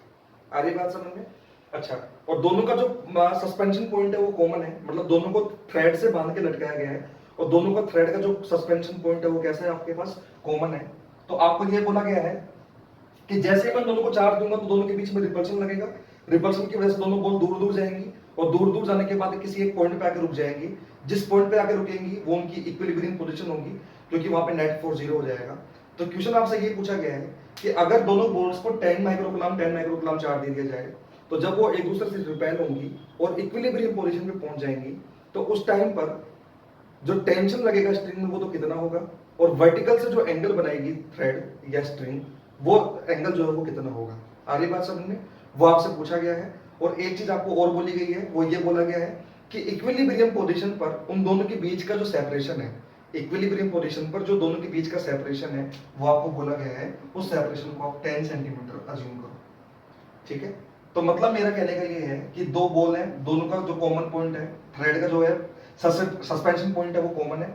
मान लो दोनों के दोनों रिपेल होके ऐसे उड़ गई, इनिशियली दोनों बॉल ऐसे रही होंगी, ठीक है, लेकिन दोनों पर चार्ज, दोनों को रिपल्शन फोर्स लगेगा, रिपल्शन की वजह से दोनों के दोनों बॉल्स जो हो गई होंगी आपकी क्या हो गई होंगी, उठ गई होंगी। दोनों पे चार्ज सेम है, वो क्यू की वैल्यू आपको दी हुई है, दोनों पे मास भी सेम है, तो दोनों पे चार्ज सेम है, दोनों पे मास सेम है, दोनों की लेंथ ऑफ द स्ट्रिंग भी सेम है, दोनों की लेंथ ऑफ द स्ट्रिंग भी सेम है, दोनों पे मास भी सेम है, दोनों पे चार्ज भी सेम है। तो यहाँ पे जो इक्विलिब्रियम पोजीशन पे एंगल बनेंगे वर्टिकल से, वो एंगल भी कैसे होंगे, सेम होंगे। सीधी सीधी बात है, जब सब कुछ ही सेम है तो वर्टिकल से एंगल जो बनेगा इक्विलिब्रियम पोजीशन पे वो भी कैसा होगा, इक्वल होगा। और दोनों पे जो टेंशन आएगा वो भी इक्वल आएगा, क्योंकि दोनों जो है वो सब कुछ आइडेंटिकल है, दोनों पे चार्ज और मास सब कुछ सेम है। तो आपको ये पूछा गया है कि टेंशन और थीटा कितना होगा, और ये सेपरेशन आपको दिया हुआ है, वो दिया हुआ है r equals to 10 centimetre equilibrium position पे। तो चलिए निकालते हैं, कैसे कौन सॉल्व करेंगे। देखो, आप दोनों में से कोई से भी एक बोल पकड़ लो कैलकुलेशन करने के लिए, क्योंकि दोनों पे सब कुछ आइडेंटिकल है, तो कोई से भी एक बोल पे आप कैलकुलेशन कर सकते हो। टी और थीटा हमसे पूछा गया है, तो मैं इस बोल पे कैलकुलेशन कर रहा हूँ। इस बोल पे जो mg लगेगा वो लगेगा नीचे, टेंशन लगेगा इधर। अगर ये एंगल थीटा है तो ये एंगल भी थीटा होगा। इसका ये वाला जो कंपोनेंट आएगा वो तो आएगा टी कॉस थीटा, और यहाँ पे जो कंपोनेंट आएगा वो आएगा टी साइन थीटा, और ये वाली बॉल इसको रिपेल करेगी तो इधर लगेगा एफ इलेक्ट्रोस्टैटिक्स। ठीक है, अगर यहाँ पे ये इक्विलिब्रियम पोजीशन पे है, इसका मतलब टी साइन थीटा जो बराबर होना चाहिए आपका, वो एफ इलेक्ट्रोस्टैटिक के बराबर होना चाहिए, यानी टी साइन थीटा आपका बराबर होना चाहिए K Q square upon R square के, क्योंकि दोनों पे चार्ज क्यू क्यू है और दोनों के बीच का सेपरेशन जो है वो कितना है, आर है। तो टी साइन थीटा तो इसके बराबर होना चाहिए, और टी कॉस थीटा आपके पास किसके बराबर होना चाहिए, तो टी कॉस थीटा आपका किसके बराबर होना चाहिए, mg के। अगर ये इक्विलिब्रियम में है तो ऊपर वाला फोर्स किसके बराबर होना चाहिए, नीचे वाले फोर्स के बराबर होना चाहिए। अब हमको Q दिया हुआ है, हमको M भी दिया हुआ है, हमको R भी दिया हुआ है, हमको T और थीटा पूछा गया है। तो दो इक्वेशन है, दो ही वेरिएबल हमसे पूछे गए हैं, तो इजीली कैलकुलेट कर सकते हैं। अगर मैं इक्वेशन नंबर 1 में इक्वेशन नंबर 2 का डिवाइड लगा दूं, मतलब इसमें उसका डिवाइड लगा दूं, तो T sine theta upon T cos theta, तो T sine theta upon T cos theta बराबर हो जाएगा K Q square upon R square M G. ठीक है, टी से टी कट जाएगा, sine theta upon cos theta बन जाएगा टेन थीटा बराबर के यानी 9 into 10 to power 9 into Q square. Q कितना दिया हुआ है, 10 माइक्रोकुलम। 10 माइक्रोकुलम का मतलब होता है 10 into 10 to power -6। 10 into 10 to power -6 का मतलब हो गया 10 टू पावर -5। 10 टू पावर -5 का स्क्वायर वो हो जाएगा 10 to power -10 divided by R square. R कितना है मेरे पास, 10 सेंटीमीटर। 10 सेंटीमीटर मतलब 0.1 मीटर। 0.1 मीटर का जब स्क्वायर करोगे तो वो आएगा 0.01। ठीक है, इंटू एम इंटू जी। एम कितना दिया हुआ मुझे, 100 ग्राम। 100 ग्राम का मतलब हो गया 100 इंटू 10 टू पावर -3। ग्राम है तो उसको किलोग्राम में चेंज करना पड़ेगा ना, किलोग्राम में चेंज करने के लिए मतलब है 1000 का भाग लगा दो या 10 टू पावर -3 से मल्टीप्लाई कर दो, एक ही बात है। ठीक है, तो ये एम हो गया इंटू जी को मैं 10 ले लेता हूँ। समझ में आ रहा है क्या कर रहा हूँ यहाँ पे, मैंने बस वैल्यू पुट करी और कुछ भी नहीं किया यहाँ पे। तो देखो 10 टू पावर -3 और 1 2 3 ये जीरो तो कट ही जाएंगे आपके पास। ये 0.01 है, ये 0.01 जब ऊपर जाएगा तो 100 बन जाएगा। 100 बन जाएगा मतलब 10 टू पावर प्लस में 11 हो जाएगी, और 10 टू पावर -10 दिया हुआ है तो बचेगी 10 टू पावर 0, मतलब 10 एक बचेगा। बेसिकली ये बन जाएगा tan थीटा बराबर 90। जब आप इस पूरे डेटा को सोल्व करोगे tan थीटा बराबर क्या बन जाएगा आपके पास 90, तो थीटा बराबर जो आ जाएगा वो आ जाएगा tan इनवर्स 90। ये आपके पास थीटा की वैल्यू होगी। आ रही बात समझ में क्या कहना चाह रहा हूं, तो ये तो थीटा आपका पास आ ही गया। अब एक हमको टेंशन और पूछा गया था, टेंशन निकालने के लिए मैं क्या करूं, अगर मैं इस इक्वेशन और इस इक्वेशन को स्क्वायर करके ऐड कर दूं तो देखो क्या होगा, T square sine square theta plus T square cos square theta. तो जब T square sine square theta plus T square cos square theta करोगे तो टी स्क्वायर आपका कॉमन होकर बाहर आ जाएगा, तो ब्रैकेट में बचेगा sine square theta plus cos square theta, वो 1 हो जाएगा। तो जो बचेगा आपके पास वो बचेगा सिर्फ टी स्क्वायर। मतलब अगर मैं इस इक्वेशन और इस इक्वेशन को स्क्वायर करके ऐड कर रहा हूं तो मेरे पास जो बच रहा है वो सिर्फ क्या बच रहा है, टी स्क्वायर। तो देखो स्क्वायर करके ऐड करने से क्या होगा, तो जैसे मान लो मैं दोनों इक्वेशन को स्क्वायर करके ऐड कर रहा हूं तो क्या हो रहा है, देखो T square sine square theta plus T square cos square theta, वो तो बन जाएगा टी स्क्वायर। और यहाँ पे क्या बचेगा, यहाँ पे बचेगा K Q square upon R square का whole square plus N square G square.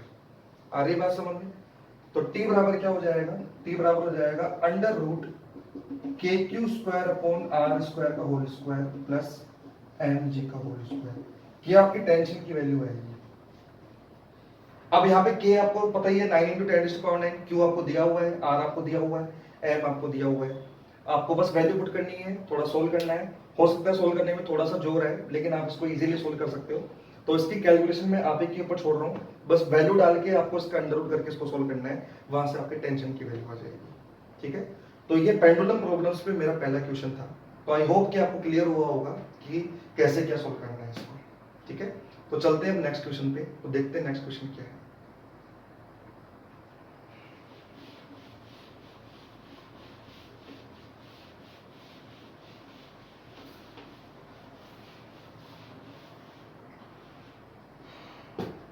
तो देखो सेम ऐसा क्वेश्चन करवाने का, अब कोई दूसरा क्वेश्चन करवाने का कोई सेंस बनता नहीं है, क्योंकि सीधी सीधी बात ये है कि आपके पास दो इक्वेशन है और कुछ वेरिएबल्स हैं, तो आपको दो चीज पूछ लेगा बस, बाकी के सारे वेरिएबल्स की वैल्यू आपको दे देगा। तो डिट्टो ऐसा क्वेश्चन करवाने का सेंस मेरे को लगता नहीं है कि कोई है। मैं थोड़ा सा अच्छा क्वेश्चन करवा रहा हूँ अब आपको। तो देखो क्वेश्चन क्या है आपके सामने, क्वेश्चन ये है कि दो स्फेरिकल बॉल्स हैं। क्या है भाई, दो स्फेरिकल बॉल्स हैं नेग्लिजिबल रेडियस की, दोनों को इक्वल चार्ज दिया गया है और दोनों का मास भी इक्वल है। ठीक है, और दोनों का सस्पेंशन पॉइंट भी सेम है, मतलब कॉमन सस्पेंशन पॉइंट है।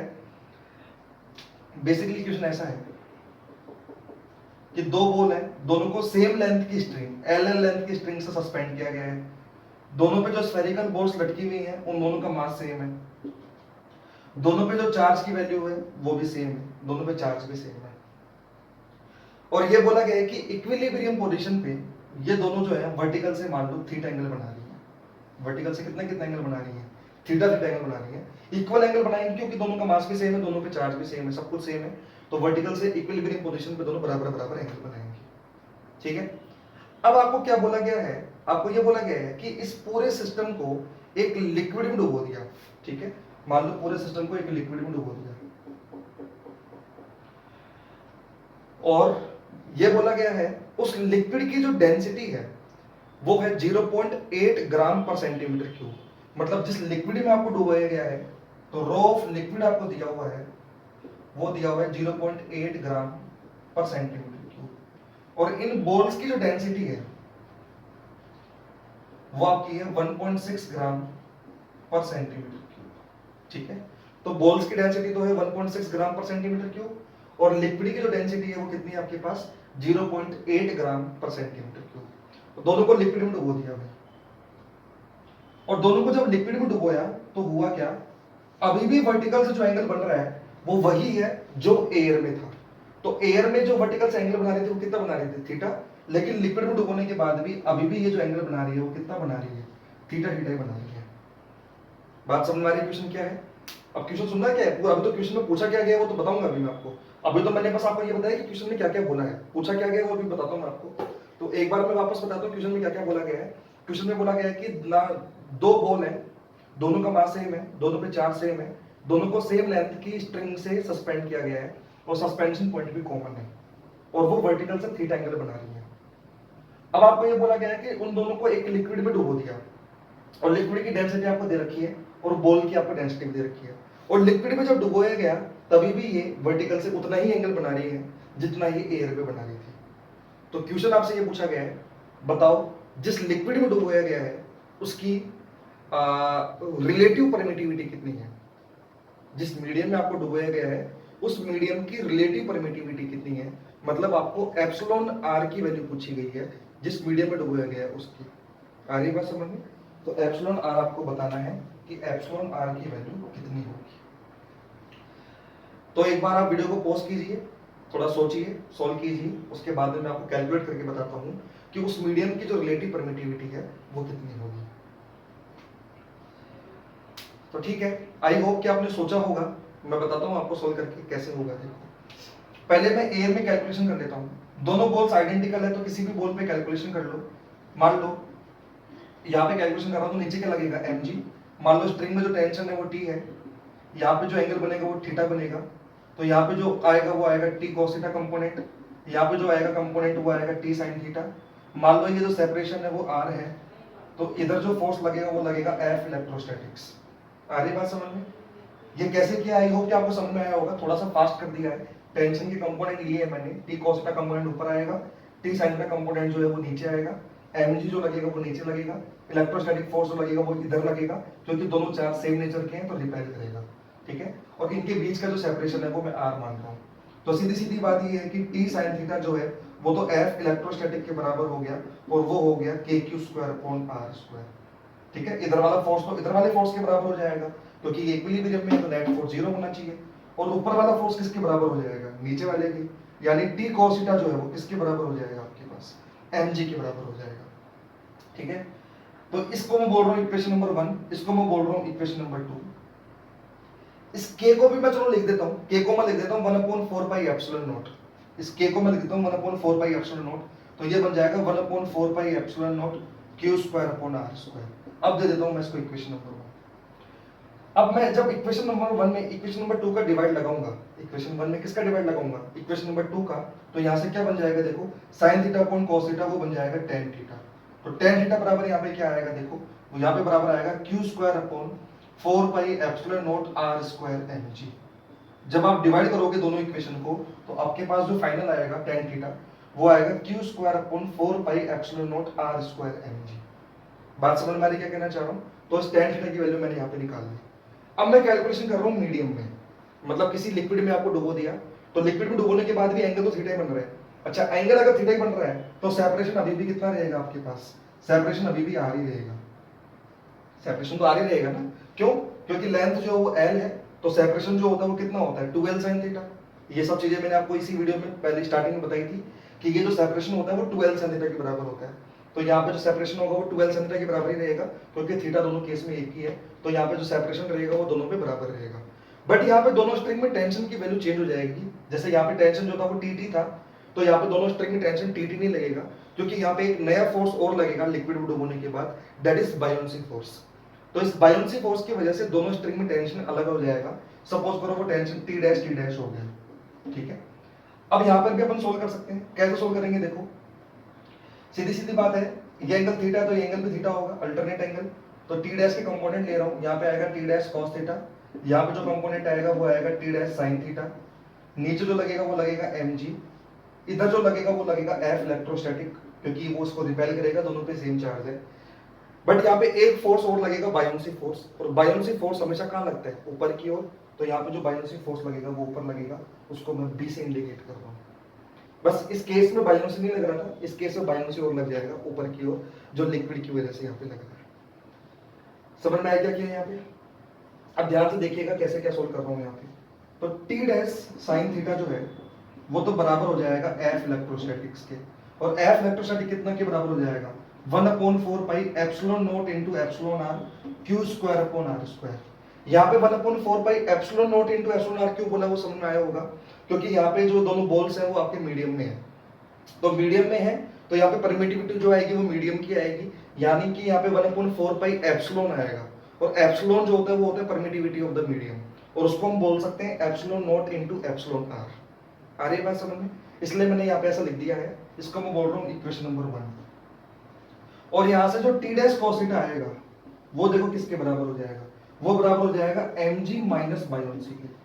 क्यों mg माइनस बायोन्सी के बराबर हो जाएगा, क्योंकि बायोन्सी लग रहा है ऊपर, mg लग रहा है नीचे, तो टी डैश cos थीटा किसके बराबर हो जाएगा, mg माइनस बायोन्सी के।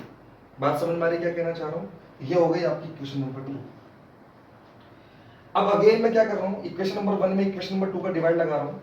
जैसे कि आप 1 में 2 का डिवाइड लगाओगे तो टी डैश से तो टी डैश कट जाएगा, sine theta upon cos theta यहाँ पे भी दोबारा से क्या बन जाएगा, tan थीटा।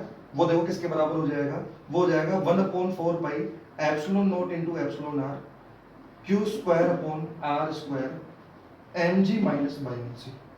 ये आपका फाइनल बनेगा tan थीटा। कुछ भी नहीं किया है मैंने, इक्वेशन नंबर 1 में इक्वेशन नंबर 2 का डिवाइड लगाया है, और डिवाइड लगाने से ये tan थीटा बन गया, और डिवाइड जब आप लगाओगे तो कुछ ऐसा आपको बनता हुआ दिखाई देगा। तो ये भी tan थीटा के बराबर है, ये भी tan थीटा के बराबर है। इसका मतलब ये पूरी टर्म और ये वाली टर्म जो है वो आपस में कैसी होनी चाहिए, इक्वल होनी चाहिए। आ रही बात समझ में। तो आगे मैं थोड़ा सा और सोल्व कर रहा हूँ, हमको बस एप्सिलॉन आर की वैल्यू निकालनी है। तो देखो आगे मैं कैसे निकाल रहा हूँ इसको, इतना आप एक बार नोट कर लीजिए, पॉज करके वीडियो को इतना नोट कर लीजिए, या फिर आप स्क्रीनशॉट भी ले सकते हो, फिर मैं आपको इसको आगे सोल्व करवाता हूँ, देखो कि आगे कैसे क्या सोल्व होगा। तो आई होप कि आपने नोट कर लिया होगा इसको। अब मैं आगे बढ़ रहा हूँ, ठीक है। देखो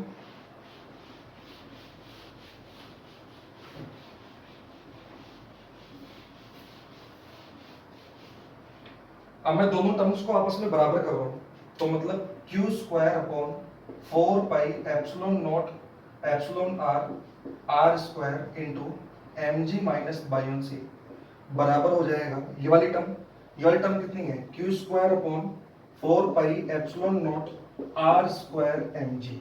वाली टर्म तो यही है। देखो क्या क्या कट रहा है, क्यू स्क्वायर से क्यू स्क्वायर कट रहा है, 4 पाई एप्सिलॉन नॉट से 4 पाई एप्सिलॉन नॉट कट रहा है, आर स्क्वायर से आर स्क्वायर भी कट रहा है। ठीक है, एम जी को उधर ले जाओ, एम जी बराबर आ गया epsilon R into M G minus buoyancy. ये आ गया आपके पास। अब देखो आप कैसे लिखूंगा, एम जी, एम जी को क्या बोल सकता हूं, एम को क्या बोल सकता हूं, मास को क्या बोल सकता हूं, डेंसिटी इंटू वॉल्यूम। वॉल्यूम किसका, वॉल्यूम उन बोल्स का। ठीक है, और डेंसिटी कितनी, बोल्स की। तो मास को मैं क्या बोल सकता हूं, मास को बोल सकता हूं rho of the ball into volume of the ball. Volume of the ball जो है मैंने वही मान लिया। ठीक है, बराबर epsilon R into M G. M G हो जाएगा rho of the ball into V into G minus buoyancy क्या होता है, बायोम से होता है rho of the liquid into volume displaced into G. Buoyancy कब पढ़ा होगा ना आपने फॉर्मूला 11th क्लास में, बायोम से फोर्स होता है rho into we displaced into जी। मतलब रो जो होता है वो होता है लिक्विड का इंटू वॉल्यूम डिस्प्लेस्ड इंटू जी। दोनों को कंप्लीटली डुबोया गया था लिक्विड में, तो दोनों को कंप्लीट लिक्विड में डुबोया गया है, तो वॉल्यूम जो हो जाएगा जो डिस्प्लेस किया गया है। अगर मान लो मैं इस मार्कर को पूरा पानी में डुबो दूं तो इसने कितना वॉल्यूम लिक्विड का हटाया, जितना से खुद का वॉल्यूम है।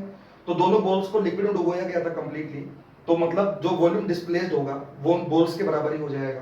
तो यहाँ पे बायोम से क्या लिखा जाएगा, बायोम से लिखा जाएगा rho liquid into volume displaced into G. और वॉल्यूम डिस्प्लेस्ड जो होगा वो पूरी बॉल के वॉल्यूम के बराबर होगा क्योंकि पूरा डुबोया गया है।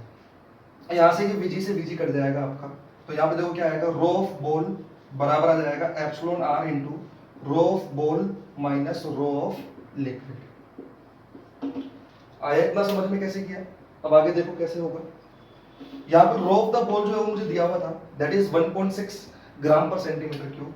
तो उसको ग्राम पर सेंटीमीटर क्यूब में रख रहा हूँ क्योंकि यहाँ पे भी ग्राम पर सेंटीमीटर क्यूब में रह जाएगा। तो इस पूरी कैलकुलेशन को मैं ग्राम पर सेंटीमीटर क्यूब में कर रहा हूँ। तो 1.6 इंटू एप्सिलॉन आर बराबर 1.6 इंटू 0.8। जब आप 1.6 में से 0.8 माइनस करोगे तो वो कितना बचेगा आपके पास, वो बचेगा 0.8। वो 0.8 का जब आप यहाँ पे आके डिवाइड लगाओगे तो एप्सिलॉन आर जो आएगा फाइनली वो आपका आएगा 2।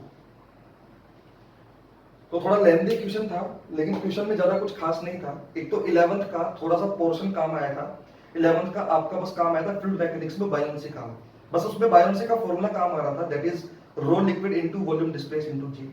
बाकी सब चीजें यहाँ पे वही थी, इलेक्ट्रोस्टैटिक्स की ही थी। तो ज्यादा क्वेश्चन खास नहीं था, बस कैलकुलेशन की वजह से थोड़ा सा लेंथी हो गया है। ठीक है, बाकी सब कुछ तो इसके अंदर सिंपल ही था। तो ये मैंने यहाँ पे कैलकुलेट करके बता दिया है आपको कि मीडियम की जो परमिटिविटी है, रिलेटिव परमिटिविटी, वो कितनी है। तो उसका आंसर है 2। तो आई होप कि आपको समझ में आया होगा। तो चलिए चलते हैं अब नेक्स्ट क्वेश्चन पे, तो देखते हैं नेक्स्ट क्वेश्चन क्या है। तो अब देखिए नेक्स्ट क्वेश्चन क्या है मेरा। तो नेक्स्ट क्वेश्चन ये है कि दो थ्रेड हैं, उन दो थ्रेड से दो बॉल्स लटकाई गई हैं जिनका मास सेम है। दोनों बॉल्स का जो मास है वो कितना है आपका, सेम है। और थ्रेड की जो लेंथ है वो भी सेम है। तो इसका मास भी एम है, इसका मास भी एम है। एक को तो Q1 चार्ज दे दिया और एक को Q2 चार्ज दे दिया। एक को तो कितना चार्ज दे दिया, Q1, और एक को चार्ज दे दिया कितना, Q2। तो जैसे ही मैं चार्ज दूंगा दोनों के बीच में रिपल्शन लगेगा, थोड़ा थोड़ा ऊपर उठ जाएंगी और किसी एंगल पे थीटा पर जाने के बाद दोनों के दोनों कैसे आ जाएंगी, आपकी इक्विलिब्रियम में पहुंच जाएंगी। तो मान लो दोनों के बीच में रिपल्शन लगा और रिपल्शन की वजह से ये वाली जो बॉल है वो यहाँ पे उठ गई, मास इसका m था, और ये वाली बॉल जो है वो यहाँ पे उठ गई, मास इसका भी m था, बट इस पे चार्ज Q1 था, इस पे चार्ज Q2 था। तो दोनों के दोनों ऐसे उठ गई। मान लो इक्विलिब्रियम पोजीशन पे ये वाली जो बॉल है वो θ1 एंगल बना रही है और ये वाली जो बॉल है वो θ2 एंगल बना रही है। तो मेरा क्वेश्चन यही है कि θ1 और θ2 में रिलेशन क्या होगा। यहाँ पे दोनों पे चार्ज जो है वो Q1 Q2 है। अच्छा, दोनों पे चार्ज बराबर होता है, मास भी बराबर होता है, लेंथ दोनों की स्ट्रिंग की सेम रही, तब तो θ1 θ2 क्या होते हैं, आपके बराबर होते हैं। बट यहाँ पे दोनों पे चार्ज अलग अलग है, तो आपको यही बताना है कि θ1 θ2 में जो रिलेशन होगा वो क्या होगा। ऑप्शंस मैं आपको दे रहा हूँ। एक ऑप्शन है θ1 should be greater than θ2, B option है θ1 इक्वल्स टू θ2, सी ऑप्शन है θ1 लेस देन θ2, और डी ऑप्शन है कांट डिटरमाइन, हम डिटरमाइन नहीं कर सकते।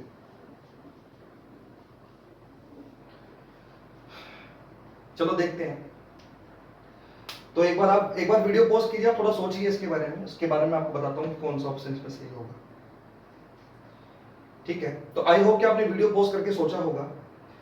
कुछ लोग सोच रहे होंगे कान डिटरमाइन, क्योंकि Q1 Q2 के बारे में तो इन्फॉर्मेशन ही नहीं है कि Q1 बड़ा है कि Q2 बड़ा है। तो देखो इन्फॉर्मेशन की मेरे को जरूरत ही नहीं है। यहाँ पे थीटा 1 थीटा 2 बराबर ही होंगे, दोनों का मास बराबर है लेकिन चार्ज अलग अलग है, तो भी फर्क नहीं पड़ता, थीटा 1 थीटा 2 बराबर ही होंगे। कैसे बराबर होंगे थोड़ा चेक कर लीजिएगा। देखो मैं सोल्व करके आपको बताता हूँ। मान लो ये एंगल थीटा 1 है, तो ये एंगल भी कितना होगा, थीटा 1। आ रही बात समझ में? अगर ये एंगल थीटा 1 तो ये एंगल भी कितना होगा, थीटा 1। आप ऐसे भी समझ सकते हो, देखो नीचे यहाँ पे क्या लगेगा, mg, यहाँ पे नीचे क्या लगेगा, mg, यहाँ पे नीचे क्या लगेगा, mg। चलो मैं पूरा सोल्व कर देता हूँ। नीचे दोनों पे लगेगा mg। यहाँ पे देखो इस स्ट्रिंग में मान लो टेंशन T1 है और इस स्ट्रिंग में टेंशन मान लो T2 है। वैसे तो यहाँ पे T1 T2 की वैल्यू भी बराबर आएगी, लेकिन समझाने के लिए चलो मैं T1 T2 ले लेता हूँ। तो इस स्ट्रिंग में टेंशन T1 है, उस स्ट्रिंग में टेंशन T2 है, तो T1 का जो यहाँ पे कंपोनेंट आएगा वो तो आएगा T1 cos थीटा 1, यहाँ पे जो आएगा वो आएगा T1 sin थीटा 1, और यहाँ पे जो लगेगा वो लगेगा F इलेक्ट्रोस्टैटिक्स। ऐसे यहाँ पे देखो ये T2 है, ये एंगल थीटा 2 माने, तो ये एंगल भी कितना हो जाएगा, थीटा 2 अल्टरनेट एंगल। यहाँ पे कंपोनेंट आएगा T2 cos थीटा 2, यहाँ पे कंपोनेंट आएगा T2 sin थीटा 2, नीचे लग रहा है mg, इलेक्ट्रोस्टैटिक फोर्स यहाँ पे लगेगा इधर, क्योंकि वो इधर रिपेल होगा। आ रही बात समझ में? तो देखिए आगे कैसे सोल्व करेंगे हम इसको। मैं एक बार ऑफ कर देता हूँ इसको थोड़ा सा। देखिए यहाँ पे मैंने क्या किया है, दोनों पे एफबीडी बना दिया एक तरह से, दोनों पे जो जो फोर्स लग रहे हैं उनकी डायरेक्शन मैंने शो कर दिया है। तो पहले इसके हिसाब से देखो, इसके हिसाब से T1 sin थीटा 1 बराबर Fe और T1 cos थीटा 1 बराबर है mg। जब दोनों को डिवाइड करूंगा तो tan थीटा 1 बराबर क्या हो जाएगा, Fe अपॉन mg। Fe मतलब electrostatic force divided by mg। यहाँ पे देखो क्या होगा, यहाँ पे होगा T2 sin थीटा 2 बराबर तो हो जाएगा F इलेक्ट्रोस्टैटिक्स, और T2 cos थीटा 2 बराबर हो जाएगा mg। जब दोनों को आप डिवाइड करोगे तो यहाँ पे tan थीटा 2 बराबर क्या हो जाएगा, वो हो जाएगा F electrostatics divided by mg। थोड़ा सा जल्दी सॉल्व कर दिया है क्योंकि बेसिक लेवल की चीजें चल रही हैं, काफी कुछ मैंने आपको पहले ही पढ़ा दिया है। तो यहाँ से tan थीटा 1 आया Fe अपॉन mg, यहाँ से tan थीटा 2 बराबर आया Fe अपॉन mg। दोनों जो है वो Fe अपॉन mg की बराबर है। इसका मतलब मैं क्या बोल सकता हूँ, इसका मतलब है tan थीटा 1 जो बराबर हो जाएगा वो बराबर हो जाएगा tan थीटा 2 के। अगर tan थीटा 1 tan थीटा 2 के बराबर है, इसका मतलब सीधी सीधी बात है कि थीटा 1 जो है वो किसके बराबर हो जाएगा आपके, वो बराबर हो जाएगा थीटा 2 के। थोड़ा जल्दी सोल्व किया है बट आपको आई थिंक समझ में आ गया होगा, क्योंकि काफी सारी चीजें मैंने पहले ही एक्सप्लेन कर दी है। तो थीटा 1 थीटा 2 के बराबर हो गया, इसका मतलब दोनों इक्विलिब्रियम पोजीशंस पे जब पहुंचेंगे तो दोनों वर्टिकल से बराबर बराबर एंगल बनाएंगे। तो कहने का मतलब मेरा सिंपल सा ये था इस क्वेश्चन को करवाने का, वो ये था कि अगर दोनों पे चार्ज अलग अलग भी हैं बट मास अगर सेम है, ध्यान रखना मास सेम होना चाहिए। अगर दोनों पे चार्ज अलग अलग है बट मास अगर सेम है तो भी वर्टिकल से दोनों के दोनों जो एंगल बनाएंगी वो सेम बनाएंगे। बात समझ में आ रही क्या कहना चाह रहा हूँ? अगर दोनों पे चार्ज सेम है, मास सेम है तो बराबर बराबर एंगल बनाती है, लेकिन अगर मास सेम है लेकिन चार्ज अलग अलग है तो भी बराबर बराबर एंगल ही बनेंगे। अब अपन एक बार ये चेक करते हैं कि अगर मास अलग अलग हुआ तो भी क्या बराबर बराबर एंगल बनाएंगे क्या। अभी तो हमने ये चेक किया कि मास सेम है, चार्ज सेम है, तो थीटा 1 थीटा 2 बराबर होते हैं। फिर हमने ये चेक किया मास सेम है लेकिन चार्ज अलग अलग है, तो भी थीटा 1 थीटा 2 बराबर होते हैं। अब हम एक बार ये भी चेक कर लेते हैं अगर मास अलग अलग हुआ तो क्या होगा। बात समझ में आ रही क्या कहना चाह रहा हूँ? तो चलिए ठीक है, एक क्वेश्चन करवा देता हूं मैं आपको। अगर दोनों का मास अलग अलग होगा तो थीटा 1 थीटा 2 पे क्या फर्क पड़ेगा, चलो चेक करते हैं।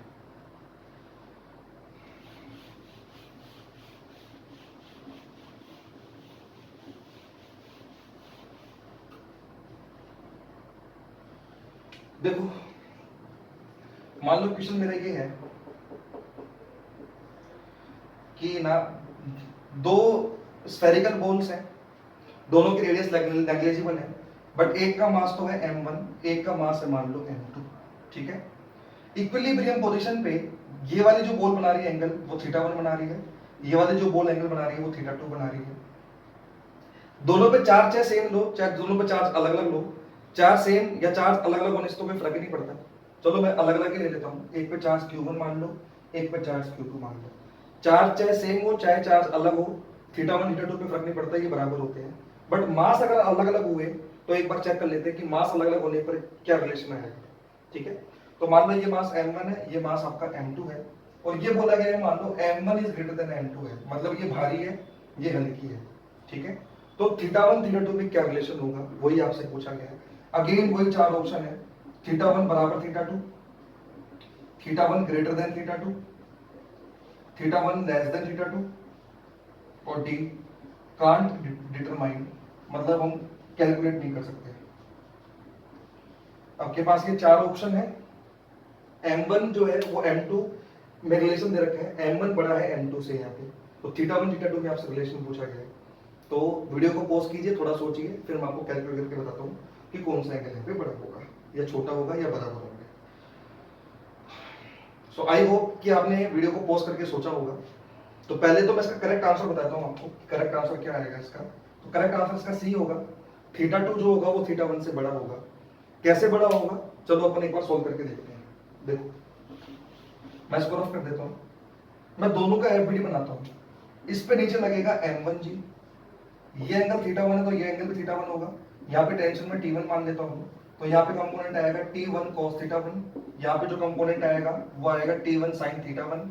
इलेक्ट्रोस्टैटिक फोर्स जो है वो रिपेल करेगा, तो F इलेक्ट्रोस्टैटिक जो लगेगा वो इधर लगेगा। बात समझ में आ रही क्या कहना चाह रहा हूँ। अच्छा, इलेक्ट्रोस्टैटिक फोर्स दोनों पे बराबर ही लगेगा, ये सब चीजें अपन बहुत पहले डिस्कस कर चुके हैं। जैसे मान लो एक चार्ज 10 माइक्रोकूलम का है, एक 20 माइक्रोकूलम का है, तो उन दोनों पर जो इलेक्ट्रोस्टैटिक फोर्स लगता है एक दूसरे की वजह से, वो तो बराबर बराबर लगता है। ऐसे पर सोचना कि एक 10 माइक्रोकूलम का चार्ज है और एक 20 माइक्रोकूलम का चार्ज है, तो 20 का मैग्नीट्यूड ज्यादा है तो उस पर फोर्स ज्यादा लगेगा, ऐसा नहीं होता। ये सब चीजें मैं आपको पहले ही वीडियो में बता चुका हूँ। तो इलेक्ट्रोस्टैटिक फोर्स दोनों पे बराबर बराबर लगेगा, इसलिए मैं एफ ई लिख रहा हूँ यहाँ पे, ठीक है।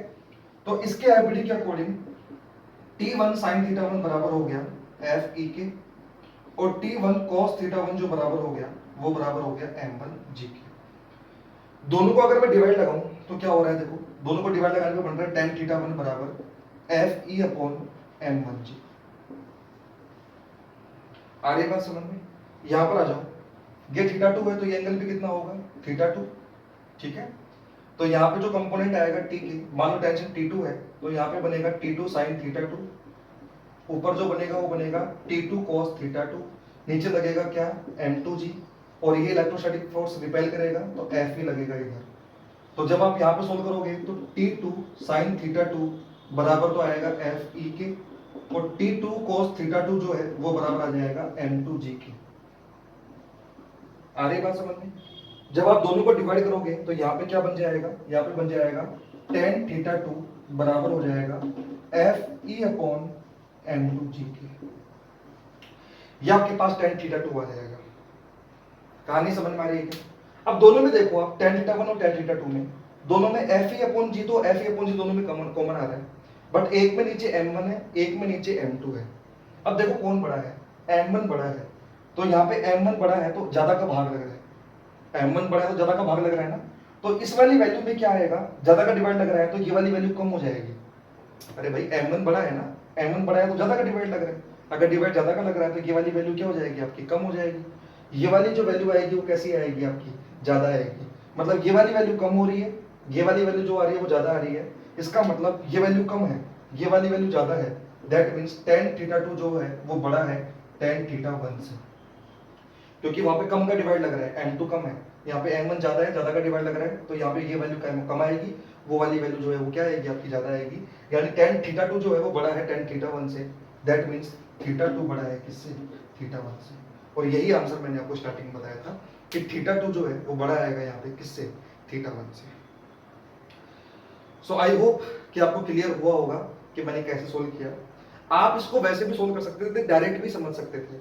डायरेक्ट कैसे समझते हैं आप, दोनों पे इलेक्ट्रोस्टैटिक फोर्स, मतलब दोनों पे इधर लगने वाला फोर्स, जैसे इस वाले बॉल पे जो फोर्स लग रहा है इस तरफ वो वाला फोर्स, और इस वाले बॉल पे जो इधर फोर्स लग रहा है वो वाला फोर्स, दोनों पे बराबर है। मतलब दोनों पर इधर लगने वाला फोर्स बराबर है, लेकिन नीचे लगने वाला फोर्स अलग है। इस पर जो नीचे फोर्स लग रहा है वो लग रहा है m1g, इस पर जो नीचे फोर्स लग रहा है वो कितना लग रहा है m2g। m1 बड़ा है m2 से, मतलब इस पर जो नीचे फोर्स लग रहा है वो ज्यादा है, इस पे जो नीचे फोर्स लग रहा है वो कम है। तो इधर फोर्स जो है दोनों पे बराबर लग रहा है, तो जितने फोर्स से उधर जाएगी उतने फोर्स से ये इधर जाएगी। तो मतलब ऊपर उठाने वाला फोर्स, ऊपर उठाने वाला फोर्स कौन सा है यहाँ पे, इधर वाले फोर्स, ये तो उसको दूर दूर उठा ले जा रहे हैं ऊपर, तो इधर लगने वाला फोर्स और इधर लगने वाला फोर्स तो बराबर है। लेकिन m1g बड़ा है, तो अगर m1g बड़ा है तो ये इसको थोड़ा सा कम ऊपर जाने देगा, क्योंकि नीचे लगने वाला फोर्स ज्यादा है ना, तो ये इसको थोड़ा सा नीचे की तरफ झुका देगा। यहाँ पे m2g जो है वो कम है, मतलब नीचे लगने वाला फोर्स जो है वो इसकी कंपैरिजन में कम है, तो ये इसको नीचे कम लाएगा, ये इसको ज्यादा नीचे ले आएगा, क्योंकि m1g बड़ा है। m1g बड़ा है तो जो बॉल, जो जब ये वाली बॉल ऊपर जाने की कोशिश करेगी तो ये इसको नीचे की तरफ झुका देगा, क्योंकि m1g बड़ा है। ये वाली बॉल जब ऊपर जाने की कोशिश करेगी तो ये इसको कम झुकाएगा, क्योंकि m2g कम है। ठीक है, तो ये थोड़ा सा कम झुकेगा, ये ज्यादा झुक जाएगा, तो फाइनली ये कुछ ऐसा हो जाएगा, ये वाला जो पेंडुलम है वो ज्यादा उठ जाएगा, ये वाला पेंडुलम थोड़ा सा कम ही उठ पाएगा, यानी थीटा 2 जो बड़ा होगा वो किससे बड़ा होगा, थीटा 1 से। तो आप डायरेक्ट भी सोच सकते थे, बाकी मैंने इसको मैथमेटिकली कैलकुलेट करके भी बता दिया है कि थीटा 2 थीटा 1 से कैसे बड़ा होगा। तो आई होप कि आपको समझ में आया होगा। अब चलते हैं नेक्स्ट क्वेश्चन पे, तो देखते हैं नेक्स्ट क्वेश्चन क्या है।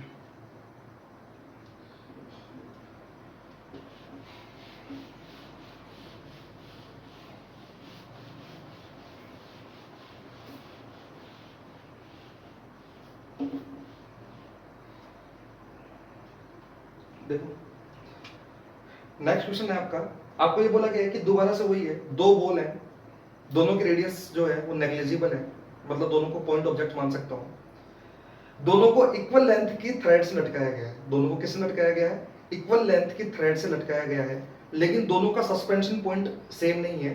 दोनों के सस्पेंशन पॉइंट के बीच का जो गैप है वो मान लो d है। ठीक है, मतलब कुछ ऐसा है,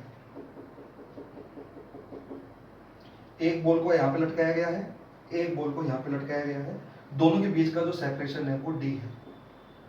ठीक है, मान लो इसका मास भी m है, इसका मास भी m है, इसका चार्ज भी q है, इसका चार्ज भी q है। दोनों को अगर बराबर बराबर चार्ज दूंगा तो रिपेल होगा, अगर दोनों रिपेल होंगे तो दूर दूर जाएंगी, कुछ टाइम बाद ये वाली बॉल ऐसे हो जाएगी, कुछ टाइम बाद ये वाली बॉल भी ऐसे ही हो जाएगी। अच्छा, दोनों पे चार्ज बराबर बराबर है, दोनों पे मास भी बराबर है, अगर दोनों पे मास भी बराबर है तो एंगल जो बनाएंगी वो बराबर बराबर बनाएंगी, जितने एंगल पे ये उठेगी उतने एंगल पे ये उठेगी। अभी मैंने आपको समझा भी दिया था, अगर चार्ज अलग अलग हो तो भी एंगल बराबर बराबर होता है, बट अगर मास अलग अलग हो जाए तो एंगल फिर अलग अलग हो जाता है। बट यहाँ पे दोनों का मास सेम ही है, तो यहाँ पे जो एंगल बनेगा वर्टिकल से वो बराबर बराबर बनेगा। ठीक है, अब दोबारा से आपसे वही चीजें पूछ सकता है कि आपको जैसे मान लो मास दे दिया जाए, चार्ज भी दे दिया जाए, ठीक है, दोनों की लेंथ ऑफ द स्ट्रिंग दे दी, मान लो इसकी लेंथ ऑफ द स्ट्रिंग भी एल है, इसकी लेंथ ऑफ द स्ट्रिंग भी एल है। ठीक है, मान लो आपको बोला दोनों दोनों बॉल्स का जो मास है वो m है, दोनों बॉल पे जो चार्ज है वो q है, दोनों स्ट्रिंग की जो लेंथ है वो l है, और दोनों वर्टिकल से जो एंगल बना रही है वो थीटा की वैल्यू आपको बतानी है, और दोनों स्ट्रिंग में जो टेंशन लगेगा उस टेंशन की वैल्यू कितनी होगी वो आपको बतानी है। आ रही बात समझ में? तो कैसे कैलकुलेट करेंगे यहाँ पे, तो देखो सारी कहानी वो की वही है जो अपन पहले करते आ रहे थे, बस क्वेश्चन में फर्क ये हो गया कि पहले दोनों के दोनों का जो पॉइंट था कॉमन पॉइंट था, मतलब दोनों का सस्पेंशन पॉइंट कॉमन था। अब दोनों का सस्पेंशन पॉइंट कॉमन नहीं है, उनके बीच में कुछ गैप है, तो कुछ खास फर्क नहीं पड़ेगा। यहाँ पे दोनों के दोनों बॉल्स का मास और चार्ज सेम है, तो कोई सी भी एक बॉल पकड़ लो, जैसे मान लो मैं ये वाली बॉल पकड़ लूं, इसका एफबीडी बना दो, मान लो इसमें टेंशन टी लग रहा है, एक्चुअली इसमें भी टी लगेगा, इसमें भी टी लगेगा, क्योंकि सब कुछ सेम है। तो यहाँ पे जो नीचे लगेगा वो क्या लगेगा, mg, ऊपर जो लगेगा वो क्या लगेगा, देखो अगर ये t है, अगर ये एंगल थीटा है तो ये एंगल भी थीटा ही होगा, तो ऊपर क्या आएगा t cos थीटा, इधर कितना आएगा आपके पास t sin थीटा, और इधर क्या लगेगा आपके पास fe। आ रही बात समझ में? अगेन जो है t sin थीटा वो fe के बराबर हो जाएगा, और अगेन जो t cos थीटा है वो आपके पास mg के बराबर हो जाएगा। बस यहाँ पे fe के ऊपर फर्क पड़ेगा, बेसिकली fe जो होगा वो कितना हो जाएगा, fe हो जाएगा k q square upon r square, वहां पे भी fe k q square upon r square ही था, बट वहां पे जो r था वो 2l sin थीटा था, यहाँ पे r 2l sin थीटा नहीं होगा, यहाँ पे r होगा 2l sin theta plus d। I think जो वीडियो आप देख रहे हो अब तो कुछ स्टूडेंट्स को हो सकता है कि समझ में आ गया हो कि यहाँ पे r जो है वो 2l sin theta plus d क्यों होगा। मैं आपको बता भी देता हूँ, r बेसिकली क्या है, सेपरेशन है, ये पूरा सेपरेशन यहाँ से यहाँ तक का, यहाँ से लेकर यहाँ तक का जो सेपरेशन है वही r है। ये सेपरेशन कितना है, देखो ये लेंथ l है, तो इसका ये वाला जो कंपोनेंट आएगा यहाँ से यहाँ तक का वो आएगा l sin थीटा, l का जो ये वाला कंपोनेंट आएगा वो कितना आएगा l sin थीटा। ऐसे ही l का ये वाला जो कंपोनेंट आएगा यहाँ से यहाँ तक का वो कितना आएगा l sin थीटा। तो ये जो टोटल सेपरेशन हो गया वो कितना हो गया, l sin theta plus l sin theta, यानी 2l sin theta plus d। तो बेसिकली यहाँ पे जो फर्क आ गया वो सिर्फ r में आ गया, r जो यहाँ पे हो गया वो हो गया 2l sin theta plus d। आ रही बात समझ में? बाकी सारी कहानी वो की वही है, सब कुछ वो का वही है। अब यहाँ पर भी वही चीज है, यहाँ पे वेरिएबल क्या क्या है, एक तो क्यू वेरिएबल है, एक आर वेरिएबल है, एक एम वेरिएबल है, एक आपका length of the string variable है, एक सेपरेशन वेरिएबल है, एक टेंशन वेरिएबल है और एक थीटा वेरिएबल है। तो काफी सारे वेरिएबल्स हैं, दो इक्वेशन है, हम केवल दो ही चीज निकाल सकते हैं। तो कोई दो चीज जो है वो अननोन होंगी, बाकी सब चीजों की वैल्यू आपको दे देगा और वही दो चीजों की वैल्यू आपसे पूछ लेगा। समझ में आ रही है बात? बेसिकली दो इक्वेशन है ना भाई मेरे पास, दो इक्वेशन से मैं दो ही चीज कैलकुलेट कर सकता हूँ। तो कोई दो चीज आपसे पूछ लेगा और बाकी सबकी आपको वैल्यू दे देगा। बात समझ में आ रही, क्या कहना चाह रहा हूँ? अच्छा, एक चीज और है, कुछ स्टूडेंट्स क्या करते हैं, ये आर का फॉर्मूला रख लेते हैं कि आर जो है वो 2l sin थीटा होगा अगर पॉइंट कॉमन है दोनों का, और आर जो होगा वो 2l sin theta plus D होगा अगर दोनों का कॉमन पॉइंट जो है वो सेम नहीं है, उनके बीच का गैप डी है। तो लेकिन ये फॉर्मूला आपको ऐसे याद नहीं रखना, क्योंकि अगर मान लो दोनों पे चार्ज जो है वो सेम है, जैसे इस पे भी चार्ज पॉजिटिव है, इस पे भी चार्ज पॉजिटिव है, या इस पे चार्ज नेगेटिव है, इस पे भी चार्ज नेगेटिव है, तब तो आपका आर यही बनेगा, क्योंकि उस केस में ये रिपेल करेंगे। बट मान लो एक पे चार्ज पॉजिटिव होता और एक पे चार्ज नेगेटिव होता, तो आपका आर जो है ना वो फिर ये नहीं होता। बात समझ में आ रही, क्या कहना चाह रहा हूँ? तो उस केस में आर आपका क्या होता? ये वाला केस तो आपको समझ में आया होगा। यहाँ पे मैंने क्या किया है, दोनों पे चार्ज जो है मैंने सेम लिया है, दोनों पे चार्ज पॉजिटिव लिया है। मैं ये कह रहा हूँ कि आर की वैल्यू जरूरी नहीं है कि हर बार यही आए 2l sin theta plus D. यहाँ पे आर जो 2l sin theta plus D आया है, ये तब आया है जब दोनों पे चार्ज जो है वो पॉजिटिव है या जब दोनों पे चार्ज नेगेटिव होता तो। ठीक है, अगर मान लो एक चार्ज पॉजिटिव होता एक चार्ज नेगेटिव होता तो आर पे क्या फर्क पड़ता? तो वो मैं आपको बताता हूँ आर पे क्या फर्क पड़ता। सपोज करो मैं आपको ये बोलता कि ये ना वही दो बॉल है, इनका जो पॉइंट ऑफ सस्पेंशन है उनके बीच का जो गैप है वो डी है, बट एक को तो चार्ज दे दिया प्लस क्यू, एक को चार्ज दे दिया माइनस क्यू। अब इस केस में क्या होगा, मान लो इसका मास भी एम है, इसका मास भी एम है। अब इस केस में दोनों एक दूसरे को अट्रैक्ट करेंगे, मतलब ये वाली बॉल जो है वो अट्रैक्ट होकर इधर आ जाएगी, ये वाली बॉल भी अट्रैक्ट होकर इधर आ जाएगी। अब सेपरेशन जो होगा वो ये होगा भैया, और वर्टिकल से कितना कितना एंगल बनाएंगी, वर्टिकल से थीटा थीटा एंगल बनाएंगी, क्योंकि दोनों का मास सेम है। मैंने आपको अभी बताया था, अगर मास सेम होता है तो दोनों पे एंगल बराबर बराबर बनता है, मास अगर अलग अलग होगा तो एंगल फिर अलग अलग बनेगा। यहाँ पे दोनों का मास मैंने सेम लिया है तो ये एंगल भी थीटा ही होगा, ये एंगल भी थीटा ही होगा। इक्वेशन तो वही बनेगी, अगेन वही चीज होगी भाई, यहाँ पे भी थीटा ही लगेगा, यहाँ पे टेंशन टी होगा, ऊपर लगेगा टी कॉस थीटा, नीचे क्या लगेगा आपके पास एम जी, इधर जो लगेगा वो लगेगा टी साइन थीटा, और इधर जो लगेगा वो लगेगा एफ ई। तो इक्वेशन तो वही बनेगी भाई आपकी, टी कॉस थीटा बराबर एम जी होगा और टी साइन थीटा जो होगा वो होगा K Q square upon R square. तो इक्वेशन तो वही बनेगी, सब कुछ वही होगा, बस आर पे फर्क पड़ जाएगा। अब आपका आर कितना होगा वो चेक कर लो बस आप तो। अब आर कितना होगा, देखो ये पूरा गैप डी था, ये स्ट्रिंग की लेंथ मान लो एल थी, तो एल का जो ये कंपोनेंट आएगा यहां से यहां तक का वो आएगा एल साइन थीटा, यहां से यहां तक का ये वाला जो कंपोनेंट आएगा वो कितना आएगा भाई एल साइन थीटा। ऐसे ही इसका भी यहां से यहां तक का जो कंपोनेंट आएगा वो कितना आएगा आपके पास एल साइन थीटा। भाई ये कंपोनेंट तो एल साइन थीटा बनेगा ना, ये लेंथ एल है तो एल का ये वाला कंपोनेंट तो आएगा एल cos थीटा, ये वाला कंपोनेंट कितना आएगा एल साइन थीटा।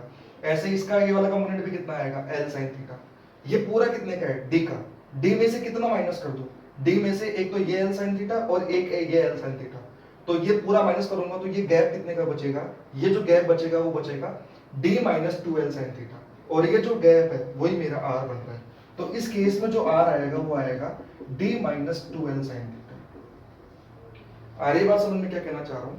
तो इसलिए मैं आपको बोल रहा हूँ केयरफुली करना, जरूरी नहीं है कि आर बराबर जो है वो हमेशा ही D plus 2l sin theta हो, आर बराबर D minus 2l sin theta भी आ सकता है।